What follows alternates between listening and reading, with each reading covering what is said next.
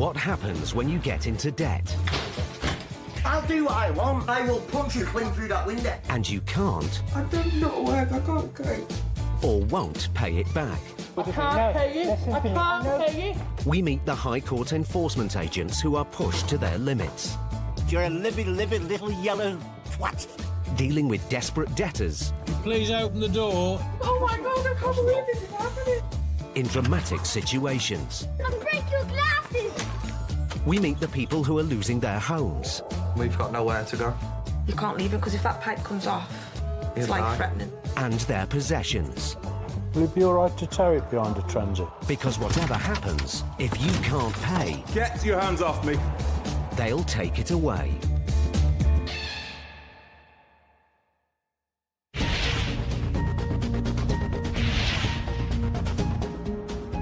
Last year, over 100,000 county court judgments were issued against businesses in England and Wales. With an average value of nearly £3,500, creditors are increasingly turning to the High Court to get their money back.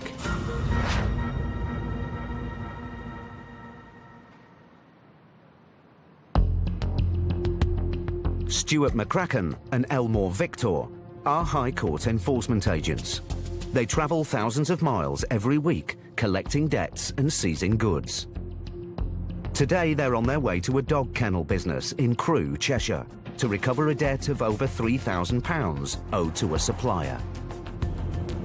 Where are we off to, Vic? We are off to Thermal Dog Kennels. Wonder if the owner's called Jack Russell. No, he's actually called David. It's David Routledge. If company director David Routledge can't or won't pay today, the agents can remove goods from his business to cover the value of the debt. I reckon it's one of these little out units.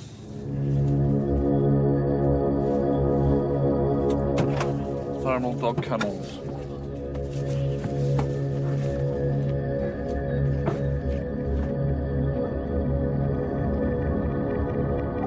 Hello?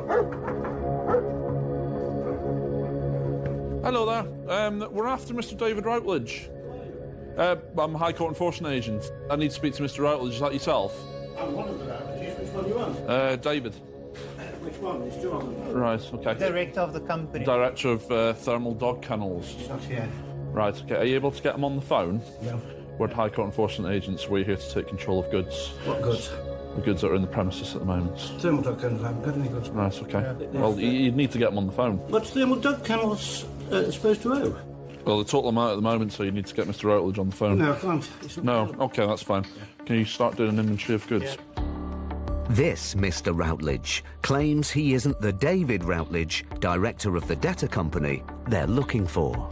You need to start cooperating with us, sir. No, come on, gentlemen. No, carry on doing No. what we're doing, sir. You are not. You're leaving We are. this premises. No, we're not. Please. Excuse me. Yeah, I'm not trespassing at all. I'm not. Please. No, please don't touch me. Don't I'll touch me. touch you. I'll do more than touch you. I don't care who you are or what you're doing. There is nothing here of thermal dog kennels. If you look at the record... Can you stand back, please, sir? No, I will Can you not stand back. Will you leave our premises? I'm not going anywhere, sir. You're not going our premises? Right. Right, come on. Let's see who can saw through first. Mr. Routledge, on company's house is still active, sir, and it's ready. Can you stop leaning on me, Yes. please, sir? No, I won't. We leave these premises. Move this man out Yeah, of the no, way. it's fine. You can talk to me, sir. For a start, High Court enforcement is nothing but a company. You're not a High Court. I want What? to see. Sorry, sir. I want to see your Bailey certificate for a start. No problem at all, sir. Come on, let me see it. There you go, And then sir. I want to see the writ under the authority to come into. Who are you, sir? What am I? Who are you? I'm me. Yeah, exactly. Yes. So I'm not showing you anything, sir. Right, and I'm not. Okay. And I'm telling you to leave. And I'm these not going premises. anywhere until you cooperate with us. Well, I don't have to cooperate with you. Exactly, sir. I've told you. That Okay, these are so the what I'll premises. do is I'll continue doing my job You will you? until you start cooperating with us, sir. I'm not cooperating Okay. with you because you're. Okay? Don't touch me again. I won't more Do than not touch touch you. me again. I I will find have you you arrested. I'll Have find me you arrested. arrested. Go on. Okay? I'm a 72-year-old gentleman with a acting. heart complaint. And do you think the police are going to be very interested in me when they see a big burly thug like you Well, threatening can I me? not spit in my face, sir, please? Yes. It's nothing to what else will be in your face. You carry on. Sometimes when you work in pairs, one person gets more abuse than the other. We get it every day, every single day. And it doesn't bother us. I don't go home crying at night because someone says they don't like me. I'll move on to the next job and get over it. Why are you being like this, sir? Why am I like Why this? are you being like Because this, sir? it's quite clearly there are notices all over the place. I tell you, this has nothing to do with thermal dog Well, kennels. you need to work with us then, sir.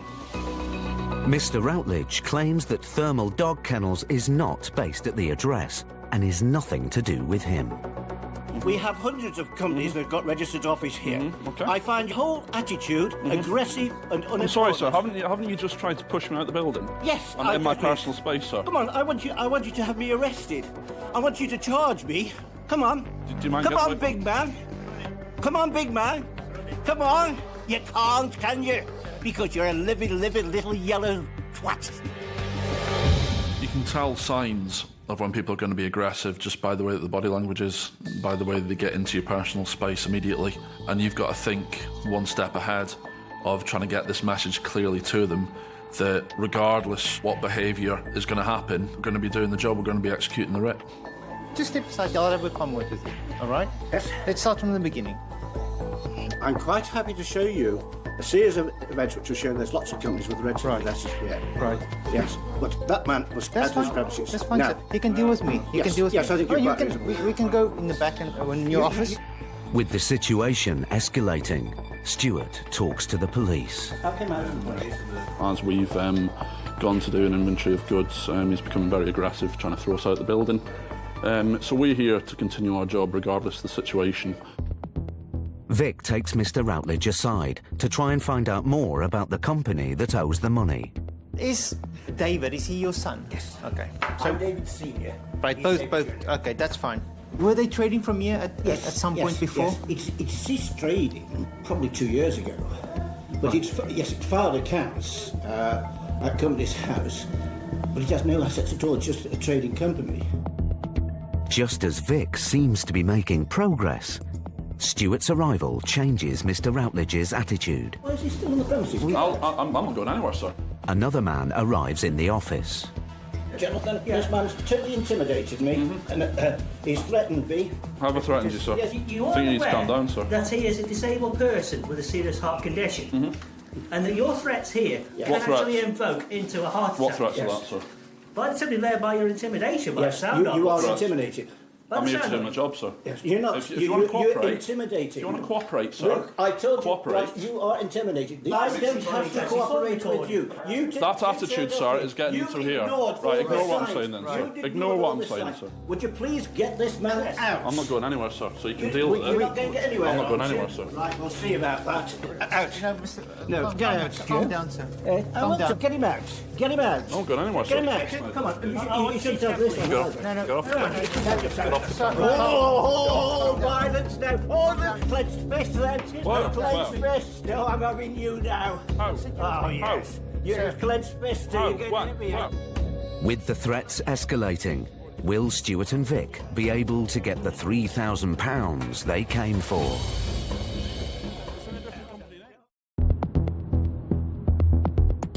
High Court enforcement agents Stuart McCracken and Elmore Victor were in Cheshire with a writ to recover £3,000 from a company called Thermal Dog Kennels. We're after Mr. David Routledge. The man they met, Mr. Routledge, had the same surname as the company director of Thermal Dog Kennels, but denied that he was him. Are you able to get him on the phone? Mr. Routledge didn't want to cooperate. Now, come on, gentlemen. No, carry on doing what we're doing, sir. He then tried to get Stuart out of the premises. Come on, big man. Come on. You can't, can you? Because you're a livid little yellow twat. Then another man arrived. Tensions rose and Mr. Routledge made threats against Stuart. Calm down, sir. Get off the bench. Get off the bench. Oh, violence now. Oh, the clenched fist then. What? No, I'm having you now. Now the agents need to calm the situation down so they can resolve this complicated case. Stuart takes the man who recently arrived to one side. But we're here to speak to David Routledge. The David Routledge that you're Okay. after is up in North. We need to speak to him, and we need to see some documentation for what actually belongs to this company. Who are you, sorry, sir? My name's John Routledge, I'm the owner of all this stuff here. John Routledge tells the agents he's the director of an entirely different dog kennel business, trading from the same address. If this is the case, the agents won't be able to seize any assets. but they need proof. This is a lease agreement for the goods that are owned on lease here to Animal Housing Solutions. The lease proves that a new business, Animal Housing Solutions, is indeed trading from the address, as John Routledge says. And the equipment on the premises is hired out from a different company. The assets on site don't belong to Thermal Dog Kennels, and so they can't be seized. I'm just looking at this. But as the company named on the writ is still listed as trading from the address, the agents have the right to stay on the premises to conclude their inquiries. I now require you now to leave these premises, please. We won't be leaving, sir. Get out through that door now. The problem is they're still active on companies' houses trading from here. That is just that's the problem we're sitting with today. The company's house is only just simply there as an entity, exactly. The active address is here on company's house. It shows that it's here. Yes. We didn't make up that information. Despite John Routledge's protests, the agents won't leave until they've tried to find out where the director of Thermal Dog Kennels, David Routledge, is. So is the defendant we're looking for, which is not trading from here, that's your dad? No, he's my dad. Is this your dad? Oh, yes. Is it your brother then? Yes. Right. Who's up north? Where about? He's up in Leeds. Have you got a contact number for him? Yes, but we're not going to give it to you. With no company assets there to seize, and no help from the family in contacting David Routledge Jr., Stuart and Vic have no choice but to leave empty-handed. All right, see you later.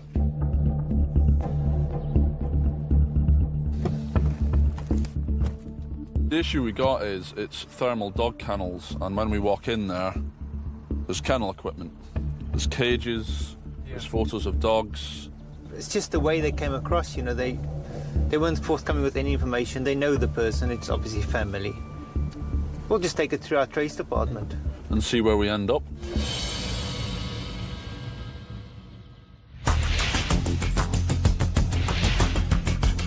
Over the last 3 years, homelessness among ethnic minority communities has risen much faster than in the general population. This dramatic increase has caused a huge rise in the number of households from minority communities living in temporary accommodation.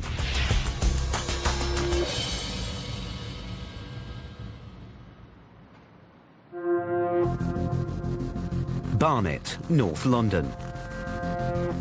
High Court enforcement agent Steve Pinner and his son Ben are on their way to carry out an eviction. We have a writ of possession. We are going to a flat in Brunswick Park Road.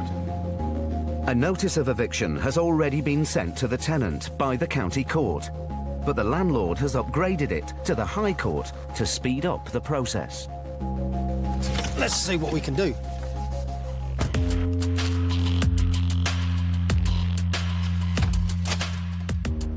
The tenant has been living in the flat for over 4 years. She's in rent arrears, but Ben and Steve aren't instructed to collect payment. They are here to repossess the property today.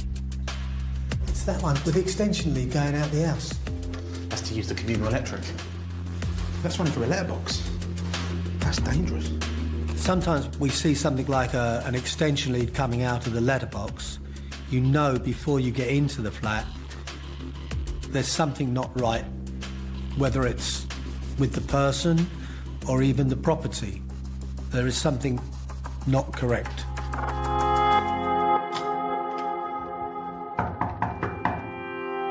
Hello?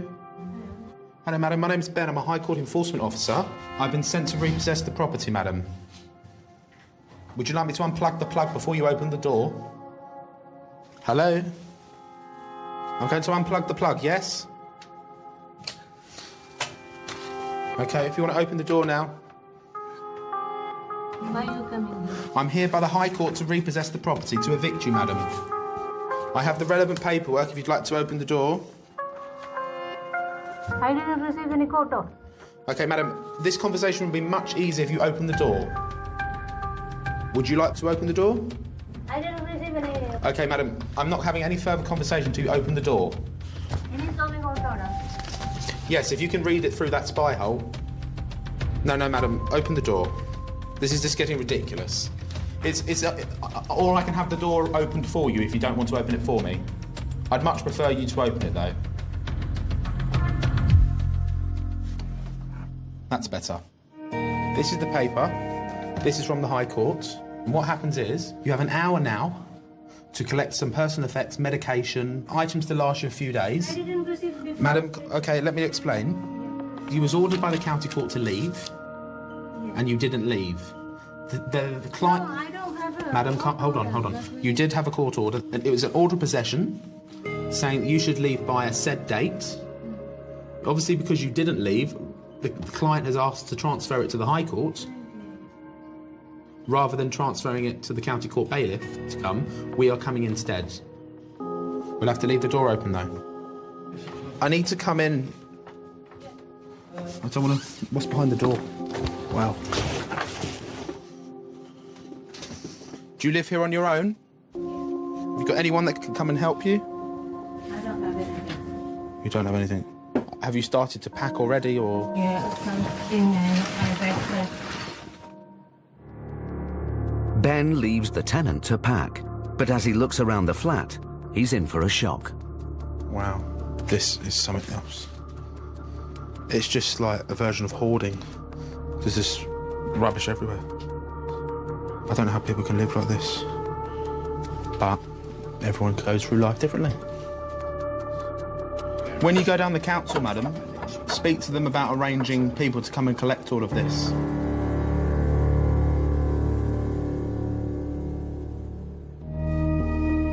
Steve decides to investigate the power cable that came through the letterbox.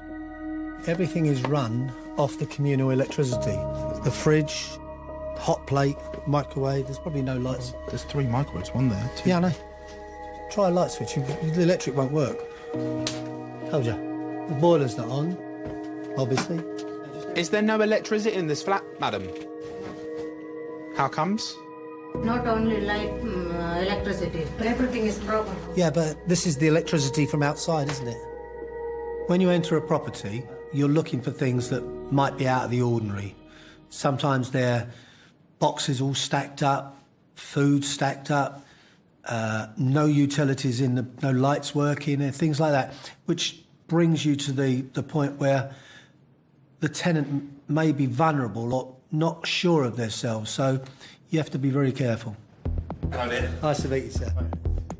As the tenant continues to pack, the landlord's agent arrives. We're in talking to her, explained the situation to her, told her that she has an hour to get her personal effects together, and she's going to have to come back and clear that out. If you'd like me to show you. Okay. I mean, we've been trying to reason with her for...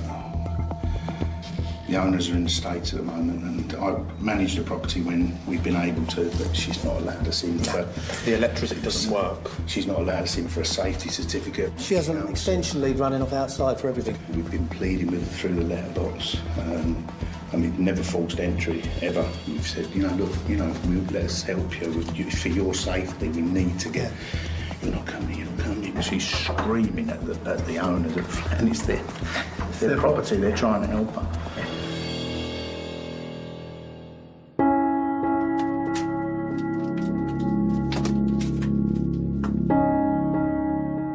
Ben is concerned about the tenant's welfare. Have you got anywhere to take all of this stuff to, madam? You don't have a place. I just don't know what you're going to do with all of this. I really don't. Because you've got quite a lot of stuff. You need everything. You're going to need to make arrangements to come back and get all of this. But it's not going to be a quick process. Have you got not family or friends that can come and help you? No. When you evict vulnerable people, it's hard because we don't know if they're going to get the help they need, whether that's down to the fact that they won't ask for it or the fact that they simply aren't getting the help from the necessary authorities. Madam, I understand this is very distressing for you, but we need to sort of work out a game plan of what you're going to do in your next steps. Would you like me to help you? Would you like me to lift that over? Can I help in any way?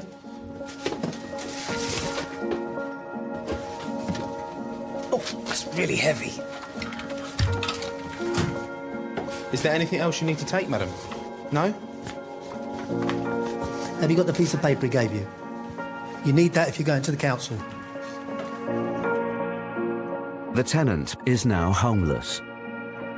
She must appeal to the local council for emergency accommodation. What about all your other stuff in the property?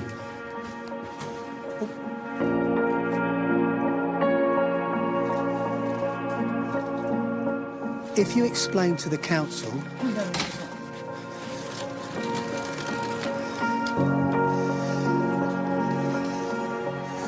I said to her, you need to go to the council, you need to do this, you need... She says, don't care, doesn't matter. She will not have gone to the council. I can almost guarantee I don't know where she's gone. Go then? Well, she will just go to, if she knows somebody or somewhere, or I don't know. That's what's so sad about it.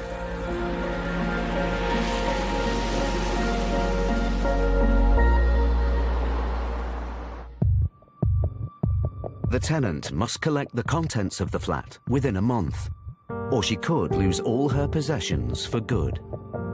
As you can see, we're going to be at least another month before we can legitimately remove all of her stuff. That puts another month on top of before we can start any refurbishment work. So, you know, it goes on. The eviction is complete. I need you to sign this just to say that we've been here, done what we're supposed to do. But Steve and Ben are still concerned about the tenant. They take an unusual step and decide to try and track her down. What I'm going to do is I'm going to go down there and have a look down there, see if we can get round that way.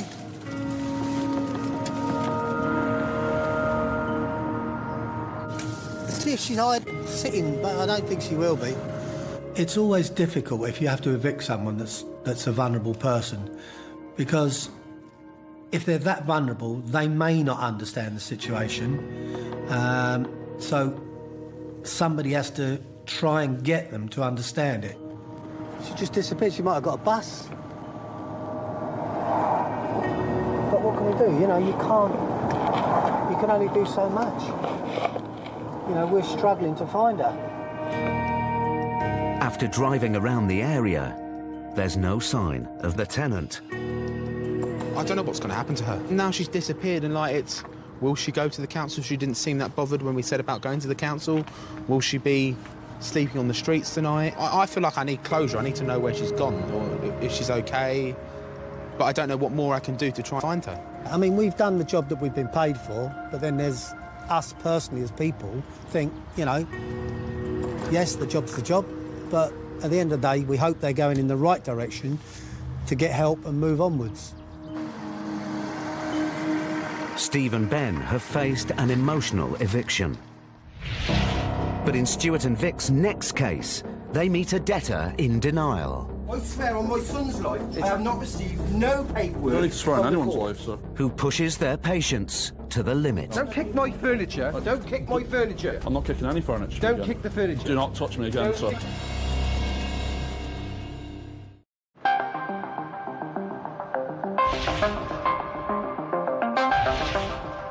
The number of county court judgments issued against consumers in England and Wales has reached the highest level since the financial crisis in 2008. By the end of the decade, personal debt is set to reach £2.5 trillion, with each adult in the UK owing an average of nearly £50,000.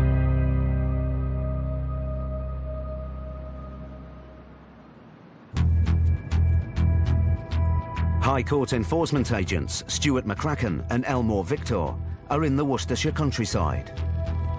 The Malvern Hills, Vic. The Malvern Hills. They're on their way to collect a debt from a man who purchased a car engine from an online auction website, but failed to pay the seller. We are going to see Mr. Clive Herbert, 3,200. And who's it owed to? A private individual? Yeah. 2, 3. Aha, here we are. Where the defender is. If Mr. Herbert can't or won't pay today, the agents have the right to seize personal assets to offset the debt.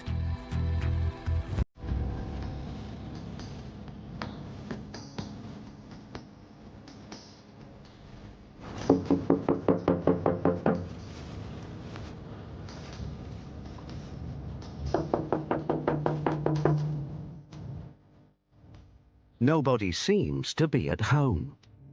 So Vic decides to do some detective work. Morning. Mr. Herbert, have you got a contact number for him?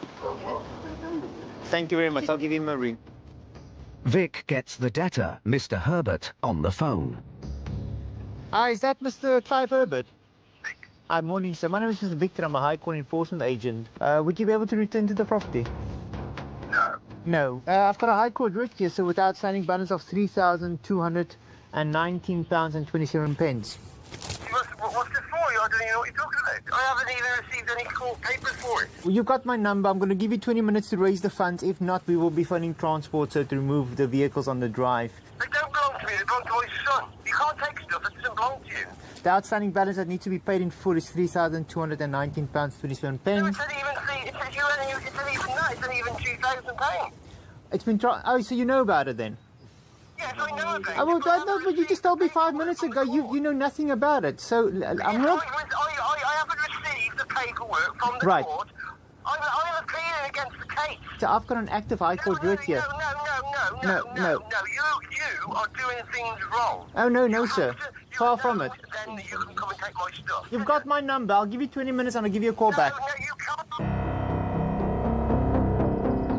I can't understand why people think they can tell me what I can and can't do. I don't go around to people's work and tell them what they can and can't do.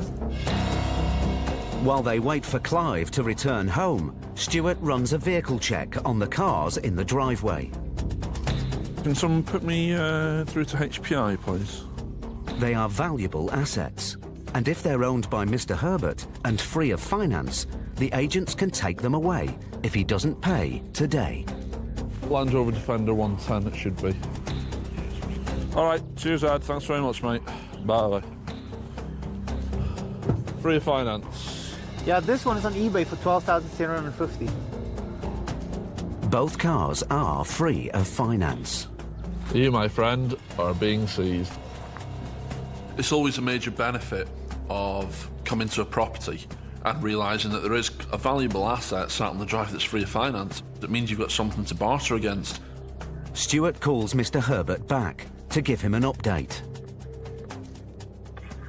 Hello, is that Mr. Herbert? Speaking. Mr. Herbert, my name's Mr. McCracken. I'm a High Court enforcement agent. I've just been speaking to the police. I'm on their way now. Okay. You haven't got the correct paperwork, Dad. How have we not got the correct paperwork? So we've got a High Court writ. They said you can't take nothing away. Says who?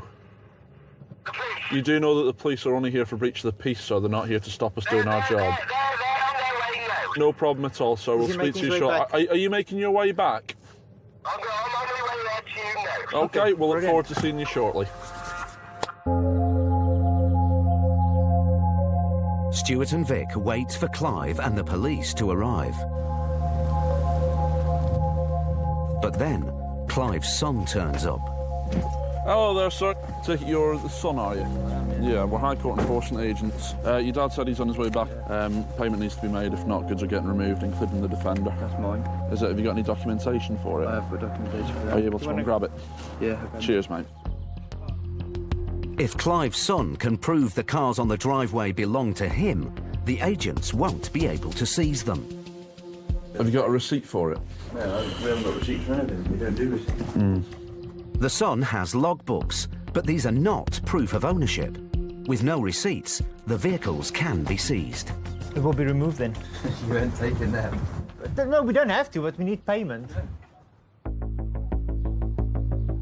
The agents have been on the property for 45 minutes, and there's still no sign of Mr. Herbert. Then, the police arrive. Morning, officers.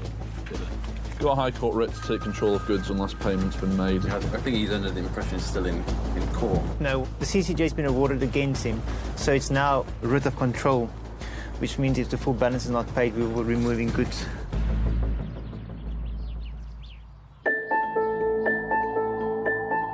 Stuart turns detective and finds keys to other cars. He walks down the road to see if there are signs of any other vehicles. Just waiting now to see what he turns up in. There's keys inside for a 2011 Chevy Camaro. There's also a 55 plate Range Rover Vogue. But then Mr. Herbert turns up on foot. Mr. Herbert, Mr. McCracken, High Court Enforcement Agent. My colleagues are with the police at the moment just regarding this outstanding writ, sir. I just rung the court. They said that I got every right to appeal. Then you got every right to appeal, sir, yeah. But at the moment, it's still active. Well, so we're here now to collect a payment or take control of goods, sir. Well, the stuff don't belong to me. What about the goods inside your property, sir? Eh? What about the goods inside your Belongs property? to my son. Belongs to everything? Yeah, everything belongs to my son. Everything? Yeah. Right, OK. So I'm here to take control of goods, sir, which we will be doing unless payment's made. If all this stuff belongs to my son, you can't take nothing. Yes, I will take it, and you've got 7 days to prove to the court. You can't take anything if it belongs to... Sir, I need to make you aware, if your appeal goes through, you get your money refunded. But the fact of the matter is, we're here now to execute a writ of control. Hey, can they take stuff? What's your address? Yeah, what's my address? Yeah. But the stuff, everything belongs to him. In this job, you've got to think, are they being truthful? Are they being honest? Are they actually at this address? What goods do they actually own? And that's the exciting part of the job. Mr. Herbert finally starts to discuss the debt with the agents. I bought an engine for £2,000 off eBay. We put it in the van. The engine was scrap, right?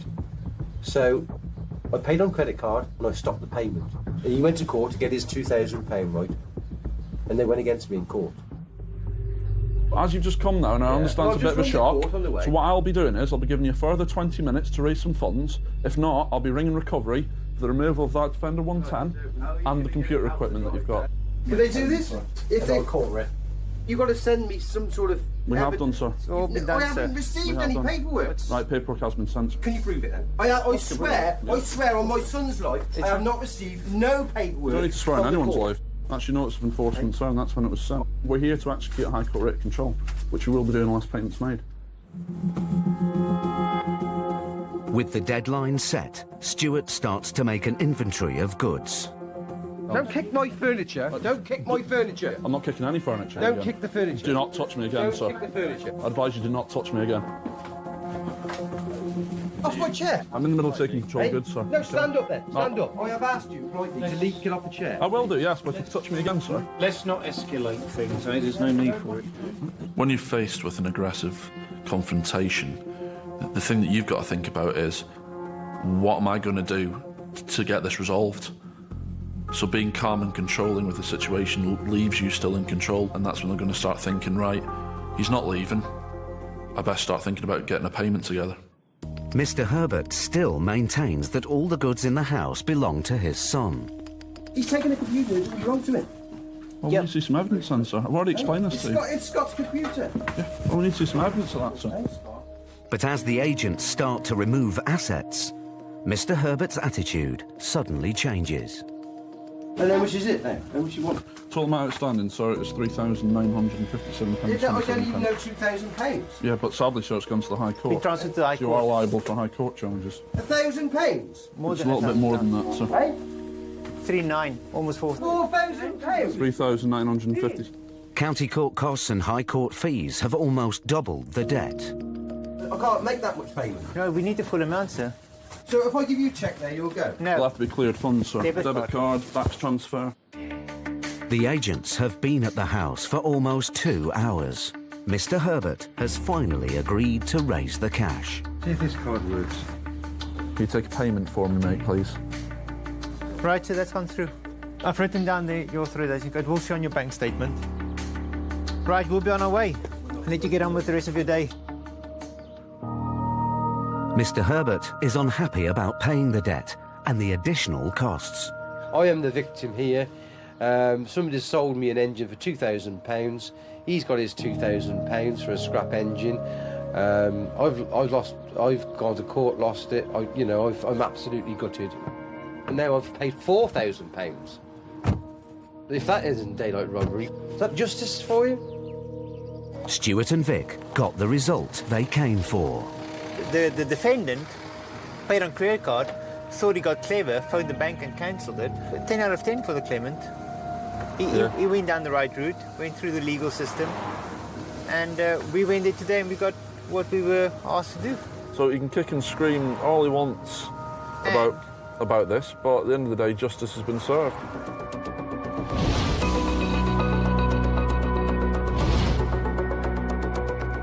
Non-payment of rent remains the biggest problem facing landlords across the country, with the number of tenants in severe rent arrears continuing to rise. 37% of landlords have experienced rent arrears in the last year, forcing many to apply to have their tenants evicted.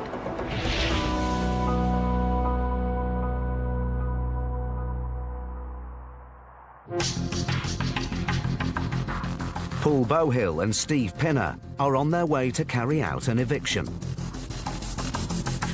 The landlord's agent claims the tenant, David Unali, hasn't paid rent for 7 months. Let's go. He's at the property to meet Paul and Steve. Hello, sir. I'm Paul. We've now got the paperwork from the court, so we'll go into action. Okay. Just give us a few minutes, so if he is in, that few minutes of you not being there is quite helpful. No problems at all. Yeah, thanks very much. Okay.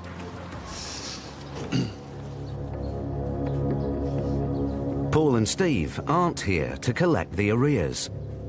They're here to evict Mr. Unali today. But this eviction isn't going to be straightforward. The agents have been given a key by the landlord to access the property. Mr. Unali? But there's a problem. Might be a key in it. There's definitely a key in it. Mr. Unali! The door has been locked from the inside.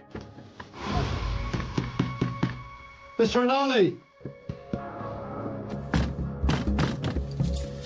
I just have to gain access another way, i.e. force it. It seems Mr. Unali has locked himself in the flat. Mr. Unali, we're High Court enforcement. Will you open the door, please? Well, we need to get the locks and up here. Have a quick word with the agent. He decides if we just bring a couple of bars up. Yeah, OK. While Steve goes to talk to the landlord's agent about forcing entry, Paul gives the tenant an ultimatum. You open the door, please, or we're going to break in. We're not going to go away, so will you please open the door? Tenants always want to buy more time because this is Judgment Day. They bury their head in the sand. This is never going to happen. And from the knock on the door, they know that this is going to happen. We've been asked if we could just hold on, breaking the door down. So, the gentleman's going to try and talk to him. The landlord's agent tries to get Mr. Unali to open the door. David? Hello, David? There's still no answer. So the landlord's agent gives Steve the go-ahead to break in. Just need to take it off. We'll get him to come repair it. He owes you £6,000, doesn't he? He owes us in total $7,800. How many months rent? He hasn't paid anything since last July, June. Why have you been so patient? Well, he said that he's had some issues with illness and this, that and the other. Then he said that he's got money coming from his parents. Then we said, OK, fine, you know, we'll wait on for that. And then he just refuses to pay. Paul and Steve have no option but to force entry. You gonna open the door now? No? But even if they get into the flat, will they be able to get the tenant out?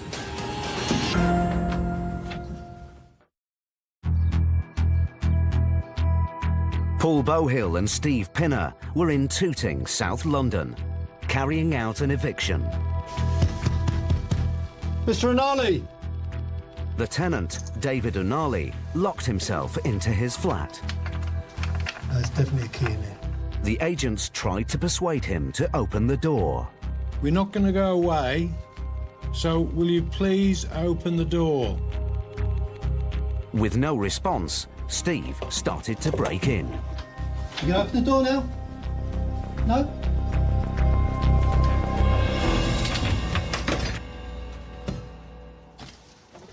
Hello, good morning. We're High Court Enforcement and we come to repossess your property today. It would have been nice if you'd have opened the door for us. OK, so you understand why we're here? Can I have a couple of these? No. Can I explain it? I'm telling you what's now going to happen. You've got half an hour to get personal effects in a bag, only half an hour, and you'll be evicted.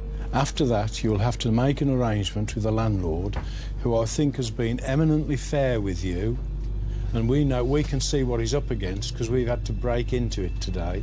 It is now 20 to 1, 10 past 1, you're out. So just do it. Get on and do it.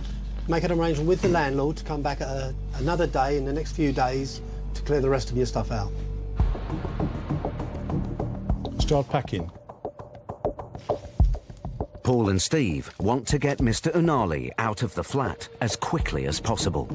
Make sure you have passports, identification, any medication that you're going to need for a couple of days, and then you can make the arrangement to come back and collect the rest of your stuff. The flat is crammed with Mr. Unali's belongings. He has a right to return for a few hours later in the week to collect them, but he says he needs more time. I just need 2 days, you know? I can't do it. You're not allowed back in the building. If I find out from any of the tenants that you come back into the building or into the courtyard. I just ask if you say no. Will you listen to me, please? You need to get some friends here to help you pack your things up, because this man is only going to allow 4 hours for you to move your stuff. Mr. Unali wants a couple of days to clear his stuff, but having not received any rent for 7 months, the landlord has run out of patience. I haven't received one single penny of rent from this place since June. That's unfair. You have to understand that. I understand that. I do. I'm trying to help you as much as possible. I try to be as nice as possible. Okay? So you've got until Saturday, until 12 o'clock, and that's it. 12 to 4, that's it. You don't have anything after that. I'm sorry. That's not right. I always remember the fact that there are two sides to the coin, and I don't really understand the mindset of tenants who think that it's OK not to pay the rent and for them not to consider the landlord's dire straits. Mr. Unali finally starts to pack. It affected us quite a lot. I mean, it's nearly £8,000 that he owes us. And now with court fees and everything else, you're looking at around about, £9,000-10,000 that in total that it's cost us just to get him out. But, it's irrelevant to him. He doesn't care. It's our own fault that we, trusted him. But, you live and learn. Mr. Unali's time in the flat is up, but he's still worried about how he's going to move all his belongings. I'm not sure I can do it Saturday, You have to speak to the landlord. They said on Saturday nothing. Just make it work then. Huh? Just make it work. Yeah, I don't know how. I'm having problem everywhere. It seems everything is going to fucking rubbish. Everything is going to hell. Mr. Unali is now homeless. If you look at the costs of the eviction, the landlord's probably nearer £9,000 down the pan. And this guy has mistaken kindness for weakness and has taken advantage. These proceedings have gone on since last July. So I haven't got much sympathy with him, because it's never going to be the right day and it's always going to be somebody else's fault. You can't change the mindset of people like that.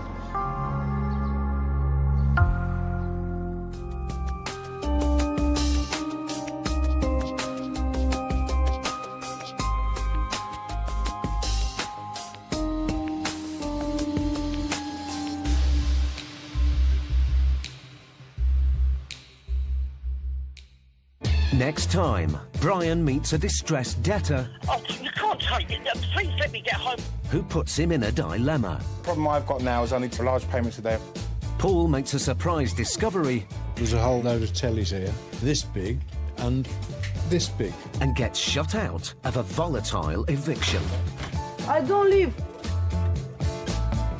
You Can't Pay, We'll Take It Away is back next Wednesday at 9. Next tonight, a fire-damaged home that's not fit to live in, or so we think, in New Nightmare Tenants, Slum Landlords. Over on 5 Star, it's not dirty talk, it's fact-filling. We cut through the noise and get to the truth in New Sex Pod. While on 5 USA, the first in a double from the ever-powerful Law & Order Special Victims Unit. What happens when you get into debt I'll do what I want. I will punch you clean through that window. and you can't I don't know where I can't go. or won't pay it back? I can't pay it. I can't pay it. We meet the High Court enforcement agents who are pushed to their limits, You're a living little yellow twat. dealing with desperate debtors You please open the door. Got no one, nowhere to go. in dramatic situations. Get out of here! We meet the people who are losing their homes We've got nowhere to go. You can't leave him because if that pipe comes off, it's He'll die. life-threatening. and their possessions. Will it be all right to tow it behind a transit? Because whatever happens, if you can't pay, Get your hands off me. they'll take it away.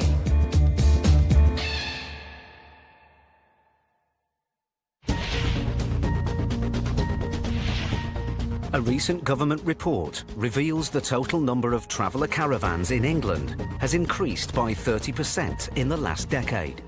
For some councils, the cost of evicting travellers has nearly doubled over the last 4 years.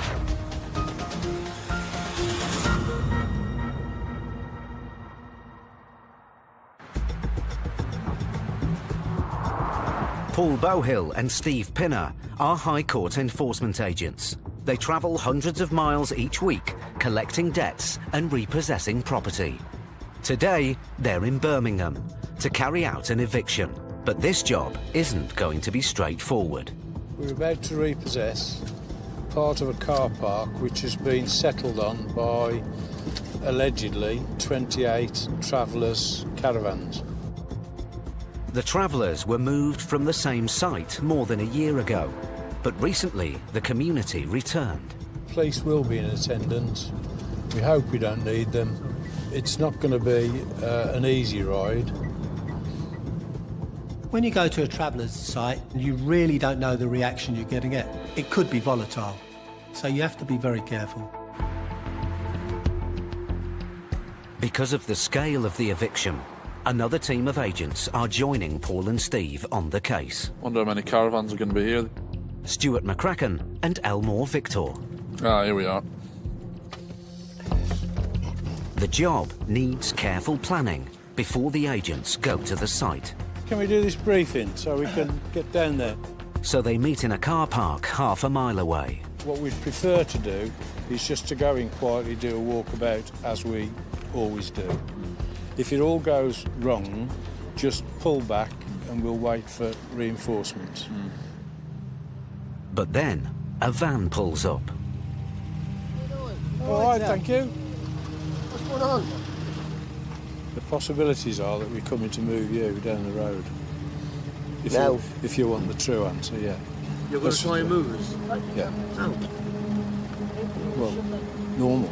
There's a High Court issue, is it? It is, yeah. Right. It started.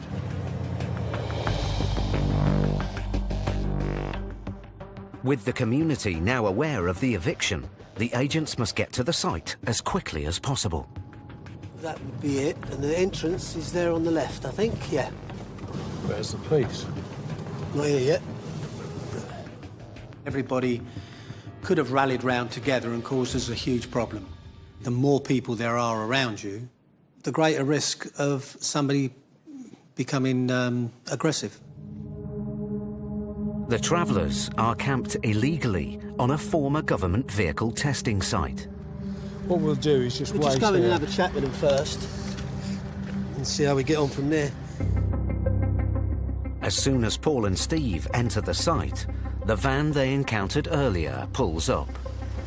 Morning, sir. What actually is what we're doing now? What we would like you to do is to get everybody together and move along. We have a High Court writ, which...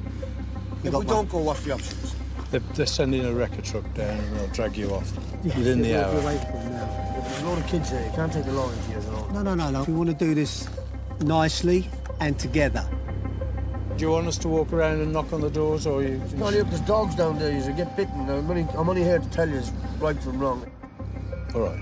There's a few new babies here. What we dogs need- will go for this. Okay. Can you walk I will around? go around and All I will right. tell them. We're gonna have to leave. Listen, what's your name? First name. Mr. Murphy. Okay. There's dogs in there. They will bite you, and it won't be Mr. our Murphy, we'll wait.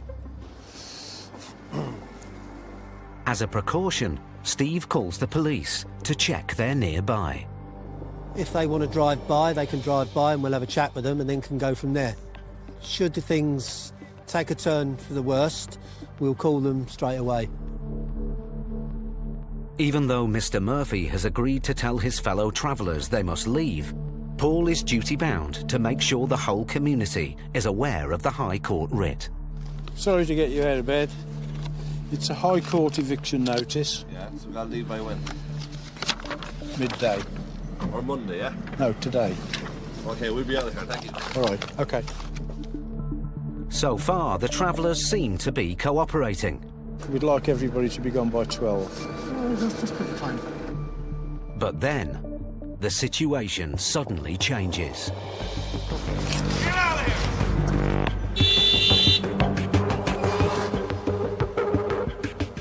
Watch out, guys.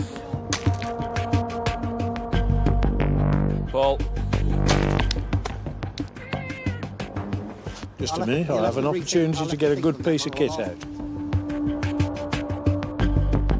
It's always a youngster who starts making a fuss. Yeah. Trying to make a name for himself. Watch out, guys. If they did their part and kept it Go on, clean... Steve.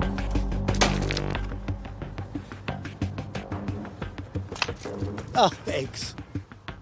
People kept shouting and having a pop. You just have to be aware of everybody around you. And as long as your colleague can keep an eye on you and you can keep your eye on them, you know where you are and how safe you are. Look out for them throwing things on the way past. What was it? Glass bottle. Watch out, guys. As the situation becomes more and more violent, That was a brick. the agents will have to think on their feet to keep this unpredictable eviction on track.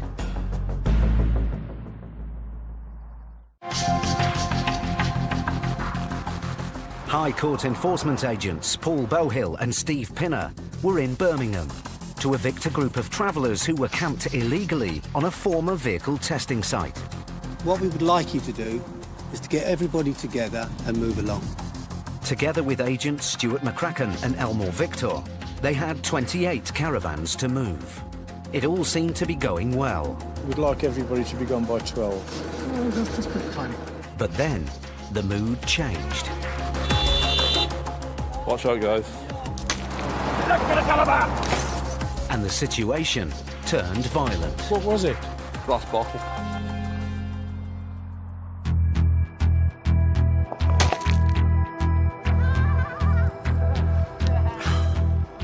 Now, with the agents still under attack from the children, Steve appeals to the man they spoke to earlier. Mr. Murphy, could you do me a big favour? Ask the boys not to do this. Here, Johnny! Because, you know, it's not good. We're trying to do this, you know, as nice as possible. Thank you.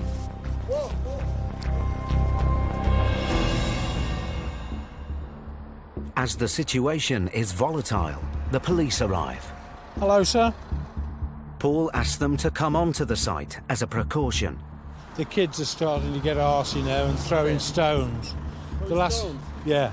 Oh, if you're pulling the yard, it would be helpful. We do at all costs, and I can't stress this enough, at all costs we avoid physical confrontation. If the police are there, they do appear to have a calming effect, and we'll carry on with eviction. With the police on site, the atmosphere calms down, and some of the caravans begin to leave. Is everybody okay? Yeah, everything's fine. All right. If there's any trouble, will you come and stand by me? Of course, we'll probably let that happen. They are going peacefully. Except for the kids. It's always the kids, isn't it? Are all the other vans going to go, do you know? Yeah, but there's not enough tow bars. No, that's okay. That's okay. I just didn't know if there was going to be any left, that was all. No, they're going, but we haven't got enough tow bars. Okay. We're just going to have to go and come back. Okay, brilliant. Thank you. The travellers are towing their caravans to another site nearby. If it's another illegal site, then we've got another issue, haven't we? Means we'll have to go and see them again in 3 weeks' time when we get another possession order.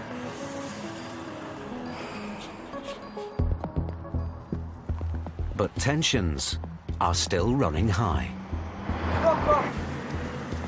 Oh, leave all them poor people homeless, that's it. See you later, guys. Oh, for God's sake, leave all the poor old people alone around the road. High enforcement officer, you high jackass. You smelly boomer.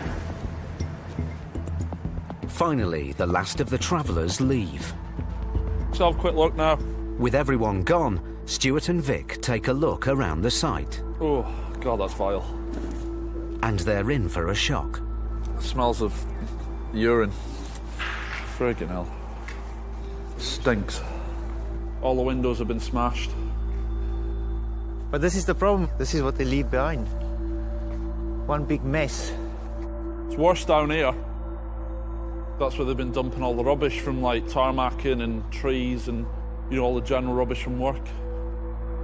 Look at the devastation that they leave behind. It's going to cost thousands and thousands and thousands to put this right. The eviction is complete. There's been a bit of uproar, which there always is, because people aren't happy about being moved. They want to live here for the rest of their lives. It's the same thing, isn't it? Yeah. You're asking people to leave what they consider their home. Yeah. That's it. Yeah.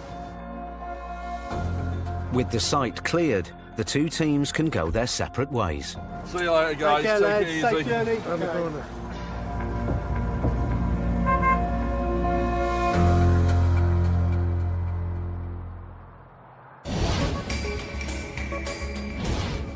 At the start of last year, small businesses accounted for over 99% of all private sector enterprises in the UK. But after 5 years, the majority of small and medium-sized companies are no longer in business.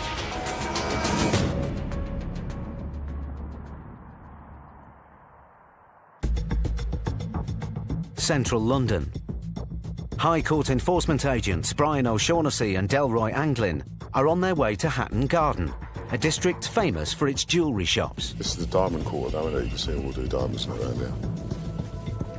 We're going to a company called Bedazzle in Greville Street, EC1, in November. Yeah.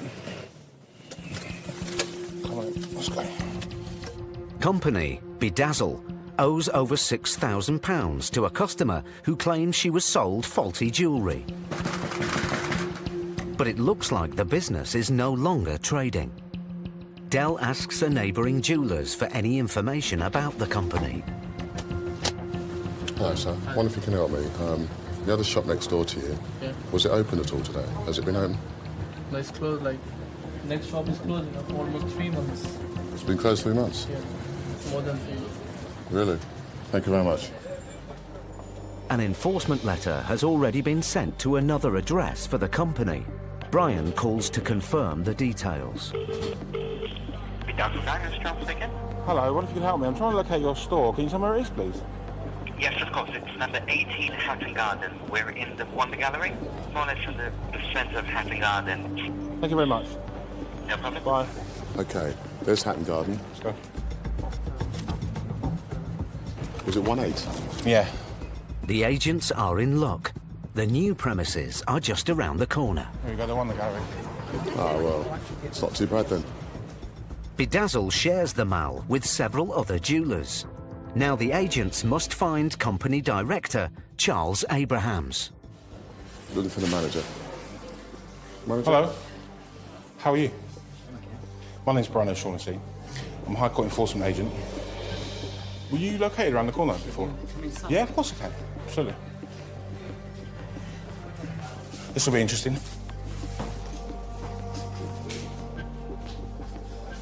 My name's Brian O'Shaughnessy. I'm here on behalf of the High Court.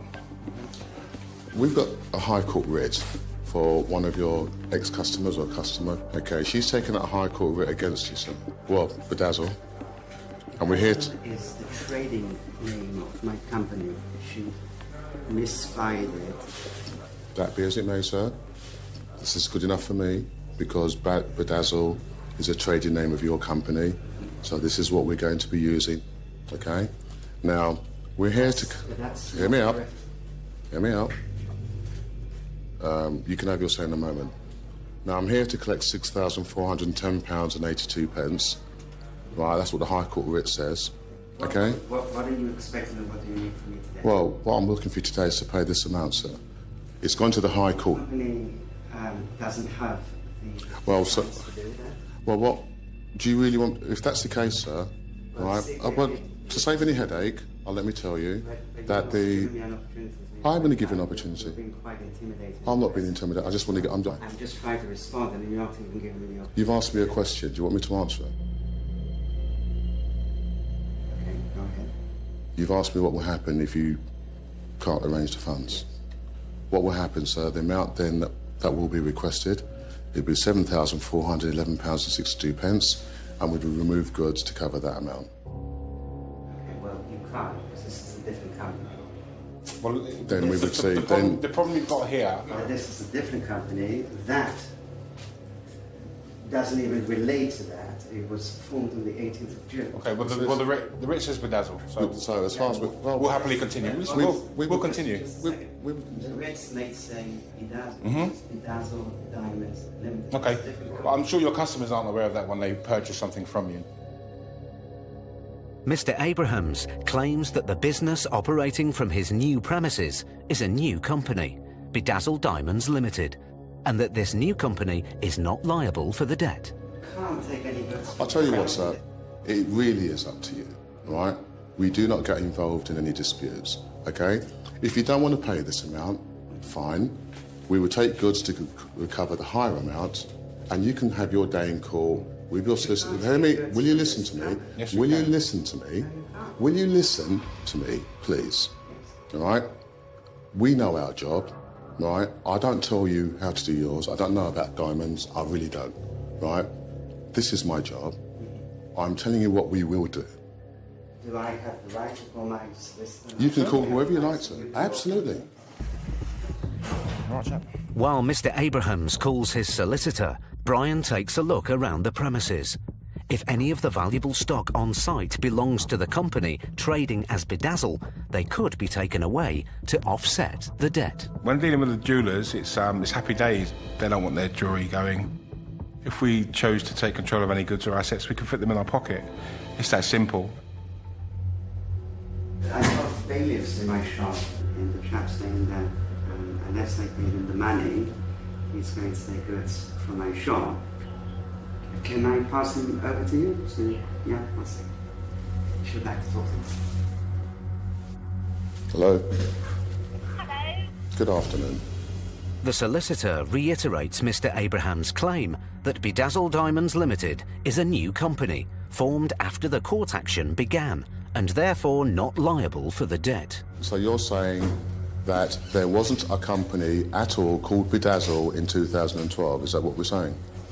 Yeah. Okay, all right. That's what you're saying, all right? We have a High Court writ here, okay? The debtor is Bedazzle. That's what we have on the paperwork. Bedazzle. Just Bedazzle. Dell is confident that the agents have the right to continue. Look, I'm not going to have this argument with you. You've asked me a question, I'm answering it. All right? The name of the debtor on my paperwork is Bedazzle. Okay? He's confirmed that they've moved from the address at Greville Street to here. Based on that, today, I will be proceeding with instructions on the High Court writ. If he doesn't want to pay this amount, that's his right not to, but it won't stop me removing goods to cover the amount of the debt. Thank you very much. She seems to think there wasn't a company called Bedazzle prior to the incorporation of this one in 2015. Well, I beg to differ, because round the corner there's a shop that says Bedazzle on it. Mr. Abrahams decides to tell the agents more about the debt. It's so unfair. It is so unfair. This lady she was absolutely your worst Nightmare scenario customer. We bent over backwards for her. What was it about? What was it for? The customer bought an engagement ring in the wedding band, and she was upset that the diamonds repeatedly fell out. Numerous times we tried to repair this. I'm a good, honest guy. Absolutely. And we, at the sideboard, we just said, enough is enough. We can't deal with this anymore. Can't keep doing it. So then she put in the counter court judgment against us. We didn't get a chance to respond, and we put a habit there in court. She got to keep all the bands, and I got to pay all this money on top of that for something that Which is why you should have your day in court, sir, because so are you telling me now that I will have an opportunity to go and defend myself in court? Yes. I often find myself advising debtors about getting a case set aside. Once you make them aware that the money doesn't go directly to the claimant and they've got 14 days, you've sweetened that pill a little bit, enough for them to pay it, so they can get their solicitor onto the case and get the day in court. Where do I write the money? One moment, I'll get it all for you now. Knowing he can appeal, Mr. Abrahams decides to pay the £6,400. Thank you very much. Charles, I know it's been difficult for you, but we appreciate your hospitality, yeah? No worries. All right, Charles, good luck.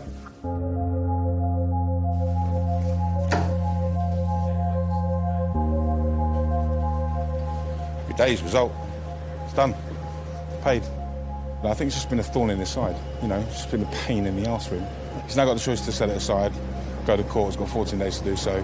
But I've got a feeling he's not going to do that. He's probably going to weigh up how much more it's going to cost him, and he runs the risk that he could lose. It's unfortunate. Right, so he's brought it on himself, he should have dealt with it.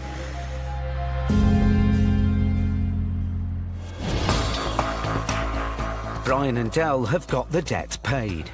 But on Paul and Steve's next case,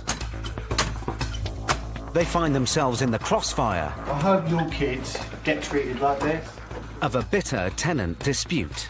You gave him an agreement, you know you did.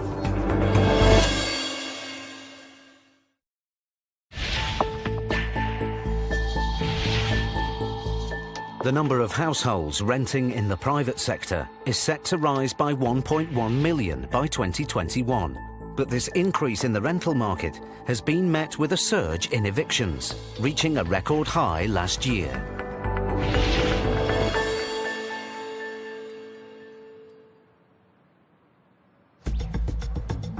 High Court enforcement agents Paul Bowhill and Steve Pinner are in Sunbury-on-Thames, Surrey, to carry out another eviction.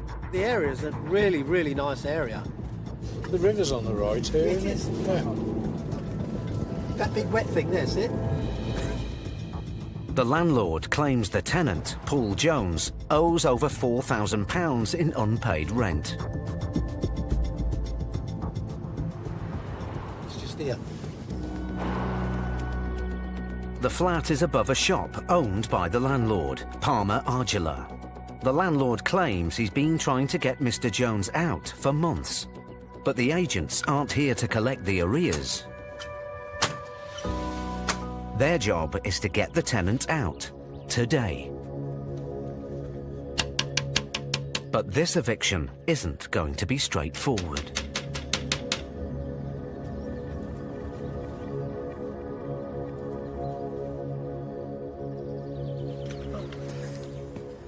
Somebody coming to the door at last. Good afternoon. Paul? Hello there. Paul? No, I'm not, I'm Aaron. Is Paul about? No, not at the minute, no. OK. This is for Paul. Can you tell him we're here to repossess the property? Sorry? He's not here at the minute. Well, can you ring him and tell him, if you would? I don't have any credit or anything. Well, he needs to know that we're actually here to repossess the property. Okay. So, do you have a number and I'll call him? Is he local? I don't know where he is, to be honest. Do you live here as well? Partly, yeah. Sort of rent a room. That's going to end as well. Yeah, I'll give it that. All right. Look, I'll see Mrs. Sure. Or get her to call him. It appears that Paul Jones isn't the only person living at the flat. I mean, on one day, Would you like to go and get dressed then? Because you need to put your clothes on. Is that a play on words? I'm wearing a onesie because it's 1 o'clock. You sure it's not a quarter onesie? Yeah. Can I come in now and have a chat with you?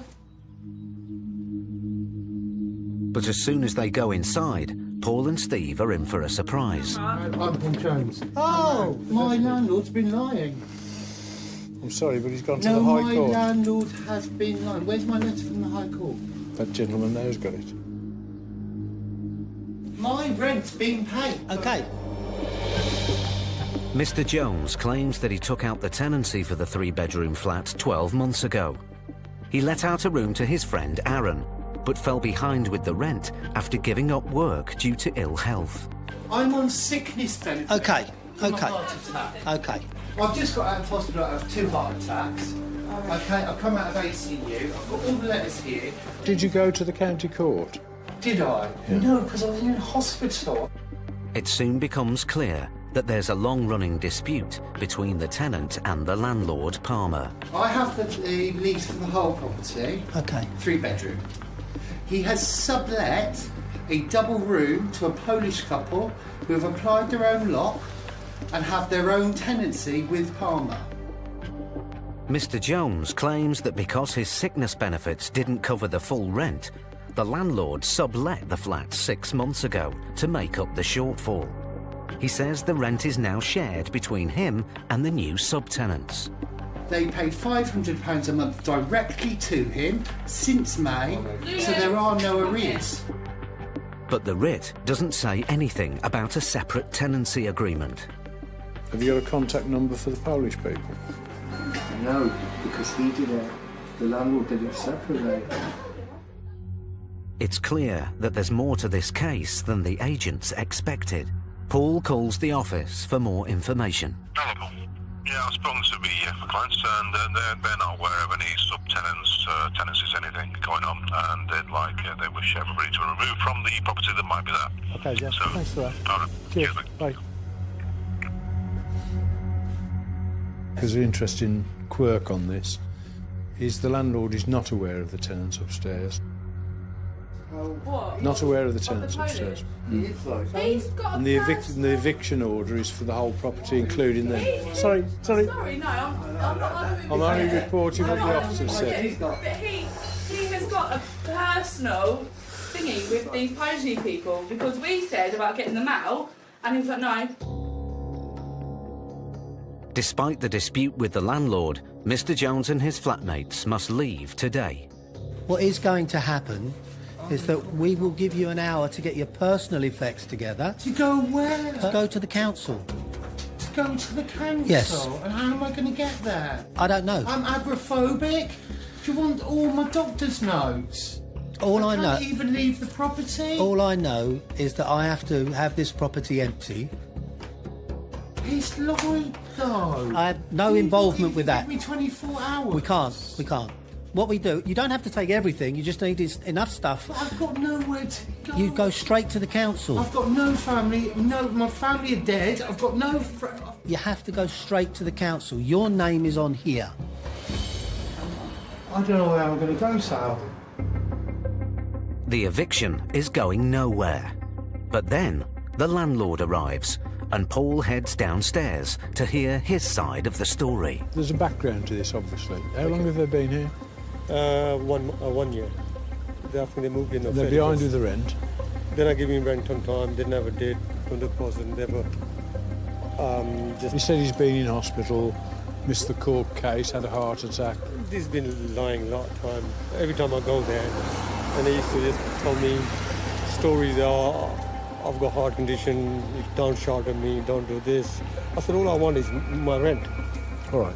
It's just that if you're with us now, Okay. we can get the lock changed, which is one Fine, thing. yeah. We can clarify the situation and get them moving a little bit faster. That's okay. That's fine. Thank you very much.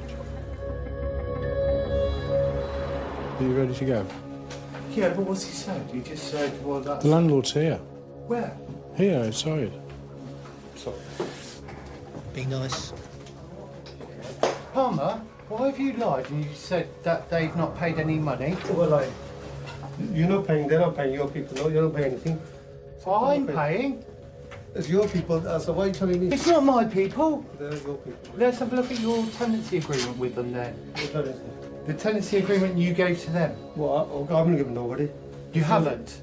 The landlord denies that he has a separate agreement with the Polish couple and claims that Mr. Jones is still responsible for paying the full rent. You got the only tenancy agreement. Yeah? You haven't given them the tenancy agreement at all. It's your people. No, it's not my people. Yeah. Don't lie. Time is running out for Mr. Jones. But then, one of the Polish flatmates returns. Camille? What? He's saying you've not paid him nothing because you've got no tenancy agreement. Don't worry about him. No, but what I'm saying is he's lying though. I don't care, man. Please. What please? What you want? Just the tenancy that he gave to you. No, why not? You've paid him money there that he is denying you've paid. Whatever, man. That's not gonna help you anyway. Please, Camille. I'm begging you. Just do what you need to do. Don't speak to me. The more we talk to the tenant and we find out their background and how the stories evolve, and then you can understand their situation, and you do feel sorry for some of them. Please. Palmer, you've got a family. Please, I beg you. Why can you not even look at me? The tenants have had nearly an hour extra to pack up and leave, but Mr. Jones is still reluctant to go. You gave him an agreement. You gave him an agreement. You know you did. I'm sorry, Paul, we need to be gone. Yeah, well, I'm not being funny. I want that tenancy agreement. I hope your kids, yeah, get treated like this. Whatever the rights and wrongs of the case, Paul and Steve are duty-bound to enforce the writ, and all the tenants must leave. OK. Paul, we got to go now.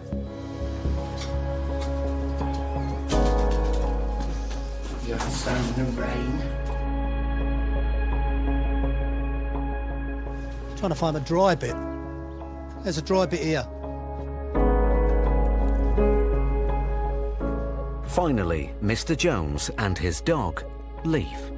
Take care. I really mean that. You got my number. Yeah. Take care. Thank you. Yeah. He is now homeless.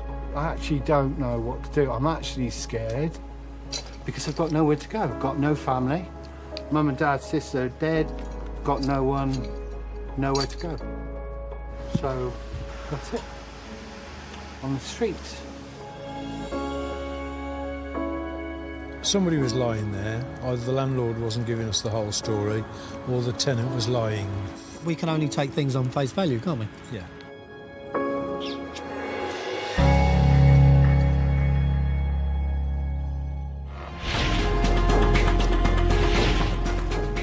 Nearly 60% of businesses in the UK have some sort of debt, and the amount owed is on the rise. In the last 5 years, business debt has risen by 25%, and it's forcing many companies to close their doors altogether.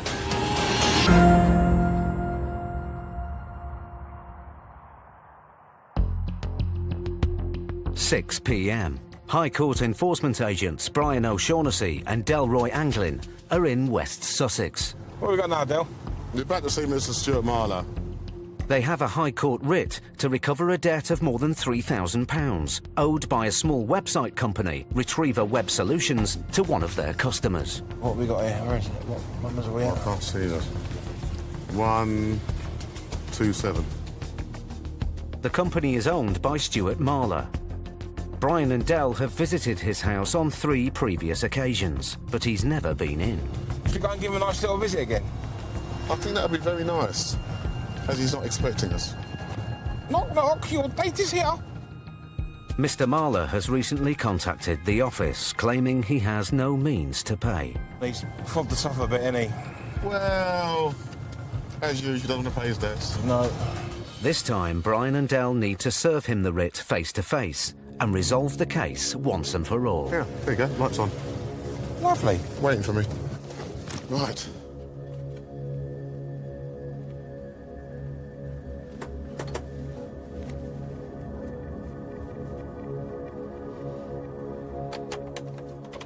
Hi, Mr. Marler. Oh. How you doing? Hi. Mr. Anglin, Okay. High Court Enforcement. We've got a High Court writ. Mm-hmm. We need to see your circumstances so I can put this to bed and see what we're doing with it. Okay? Right, so what do you want? I need to come in and see your circumstances. Okay, yeah. Thank you very much. What is this about? I know you... Basically, it's a website that we agreed to build for the guy. They never gave us any information. And then all of a sudden, he just said, you know, you're not doing it for how we want it. The company was in trouble. We couldn't afford anything. So we rented out the house and went to basically live in Spain. So we literally just moved back Sunday night. Okay. So the company now is being closed down. Mr. Marler thought the debt would disappear when the company folded, but Dell has some bad news. If it was just the company, you might have had an argument, but you can see that your name's on there along with the company. So because you've named on it, we have to have a look at what assets you have. Okay. We've basically got nothing really. So. No. Do you have vehicles or anything? No. If people are in debt, it's not a positive thing for people, but it's how people choose to deal with debt. And, you know, you've got to plough through it. Don't bury your head. Yes. Mr. Marler claims he has no assets of value, but Dell needs proof. This is our main bedroom.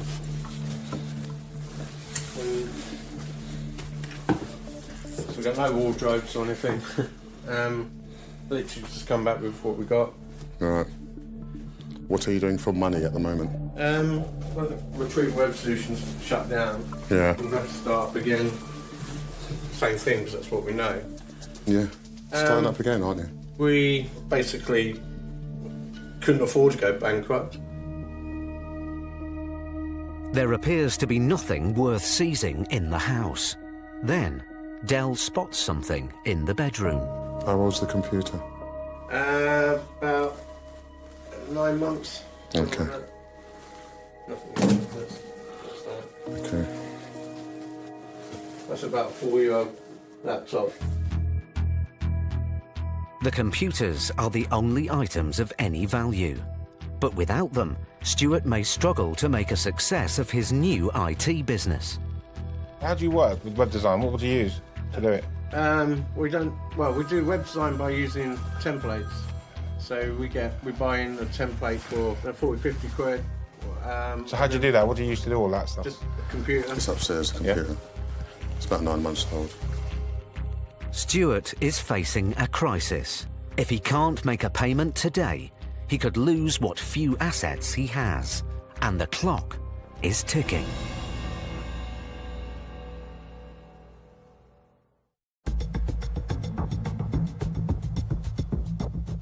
Brian O'Shaughnessy and Dell Anglin were in West Sussex to collect a debt of over £3,000 owed by a small website company to one of their customers.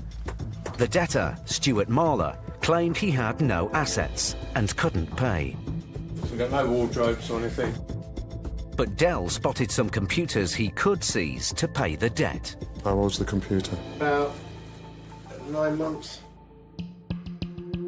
Now Stuart must try and raise some funds, or he stands to lose his computer equipment and his chance to rebuild his company.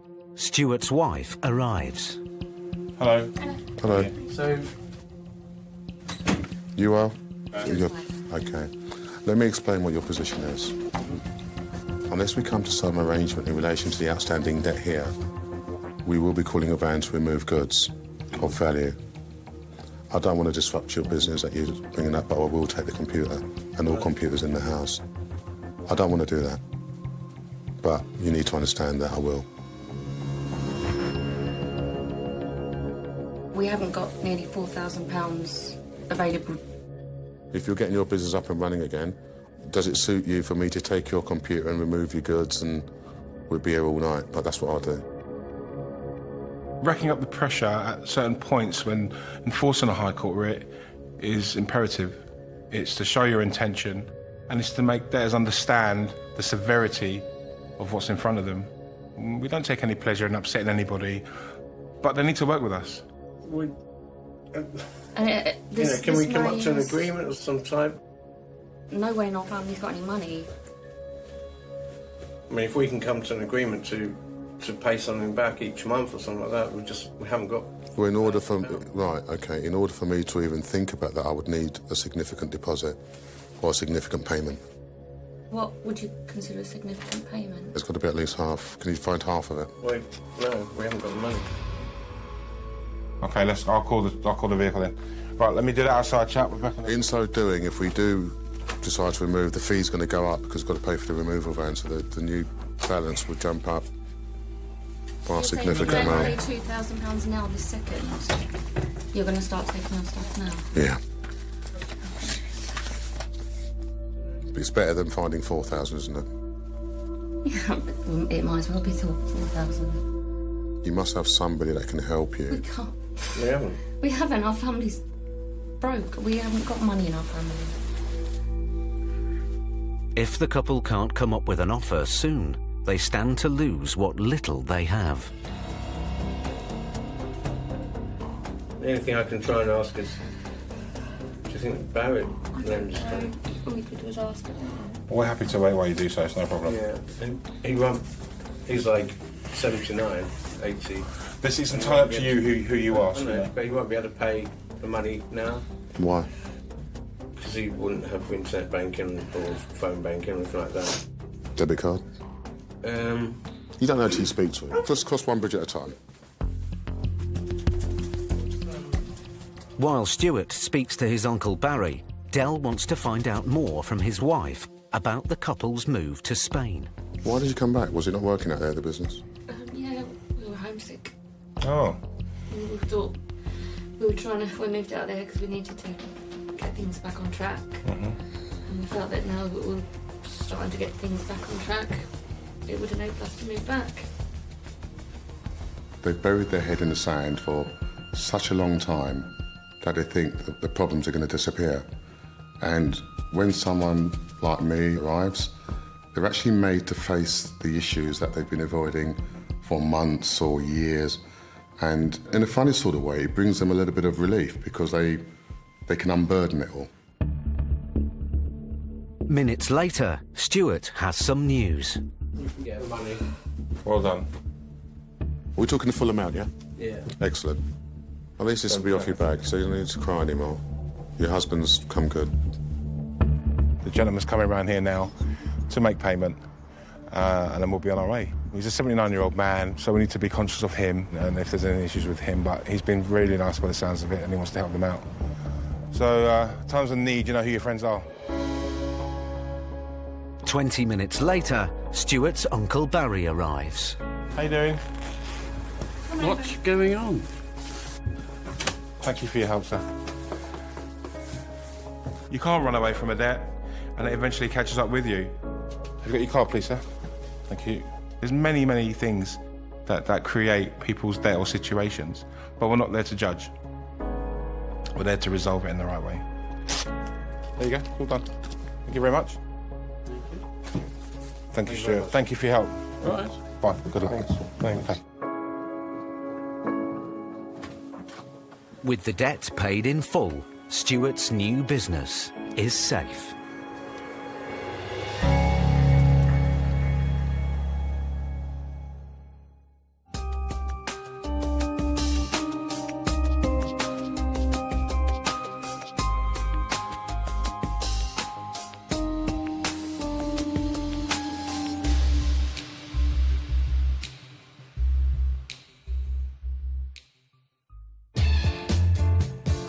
New next Wednesday at 9, the Hotel Inspector returns here on Channel 5. For next tonight, cockroaches overcrowding homes that are just not habitable in new nightmare tenants, some landlords.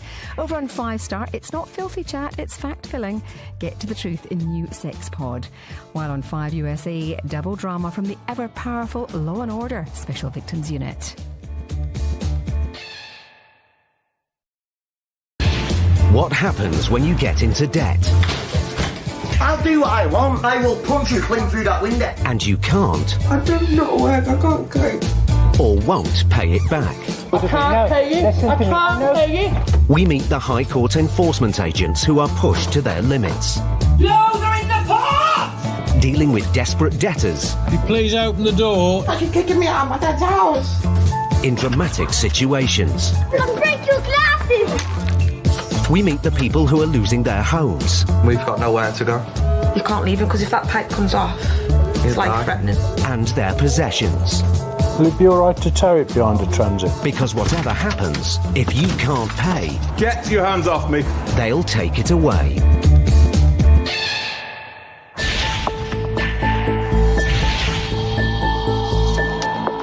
Across the UK, people aged between 25 and 34 are increasingly finding themselves in debt. Research has shown that over 3/4 of young adults have received financial support from their parents.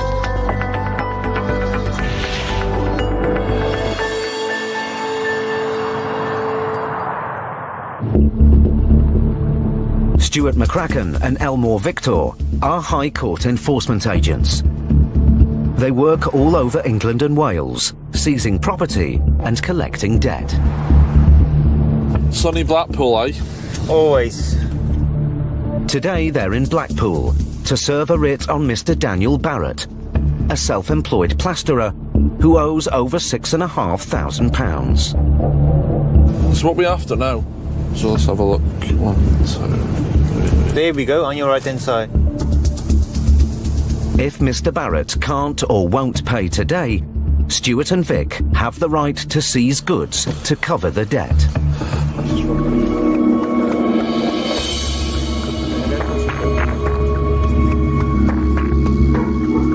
The High Court writ gives the agents the right to make peaceful entry through an unlocked door. Hello? It's alright, I've gone. Don't let them out. I know I'm not, don't worry. Right, what are you doing? Come on, get in. What are you doing coming in? We're High Court enforcement agents. Well, right, I know who you are, Okay. but all I want you to do is Yeah. stay outside the door, please. I'll be staying here at the moment, okay, to show you my ID. Right. So my name's Mr. McCracken, this Right. is Mr. Victor.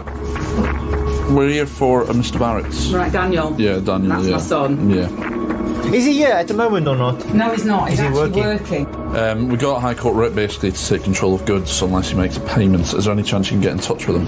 He's got no money to make a payment, and there's Yeah. nothing here of his apart from him sleeping here and Right. living here. There's no goods. All the goods are actually ours, mine Yeah. and my husband's. But Stuart spots a potential asset. If the car outside belongs to Daniel, it could be taken away to pay off the debt. Who owns the vehicle on the driveway? Me. Right, have you got... See my logbook? we need a sales invoice. The pressure is on. Mrs. Barrett gets her son on the phone. Danny! Law enforcement officers here, they want to speak to you. Right, but you need to speak to them. They want to speak to you.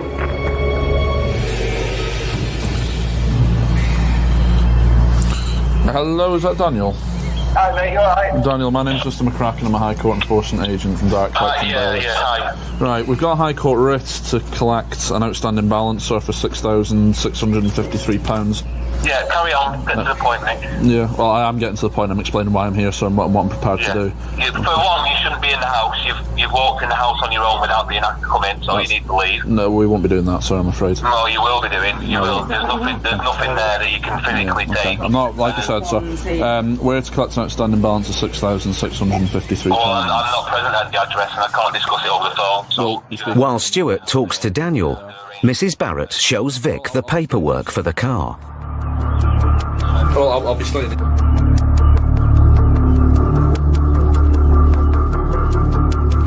It turns out the car is in Mrs. Barrett's name and can't be seized.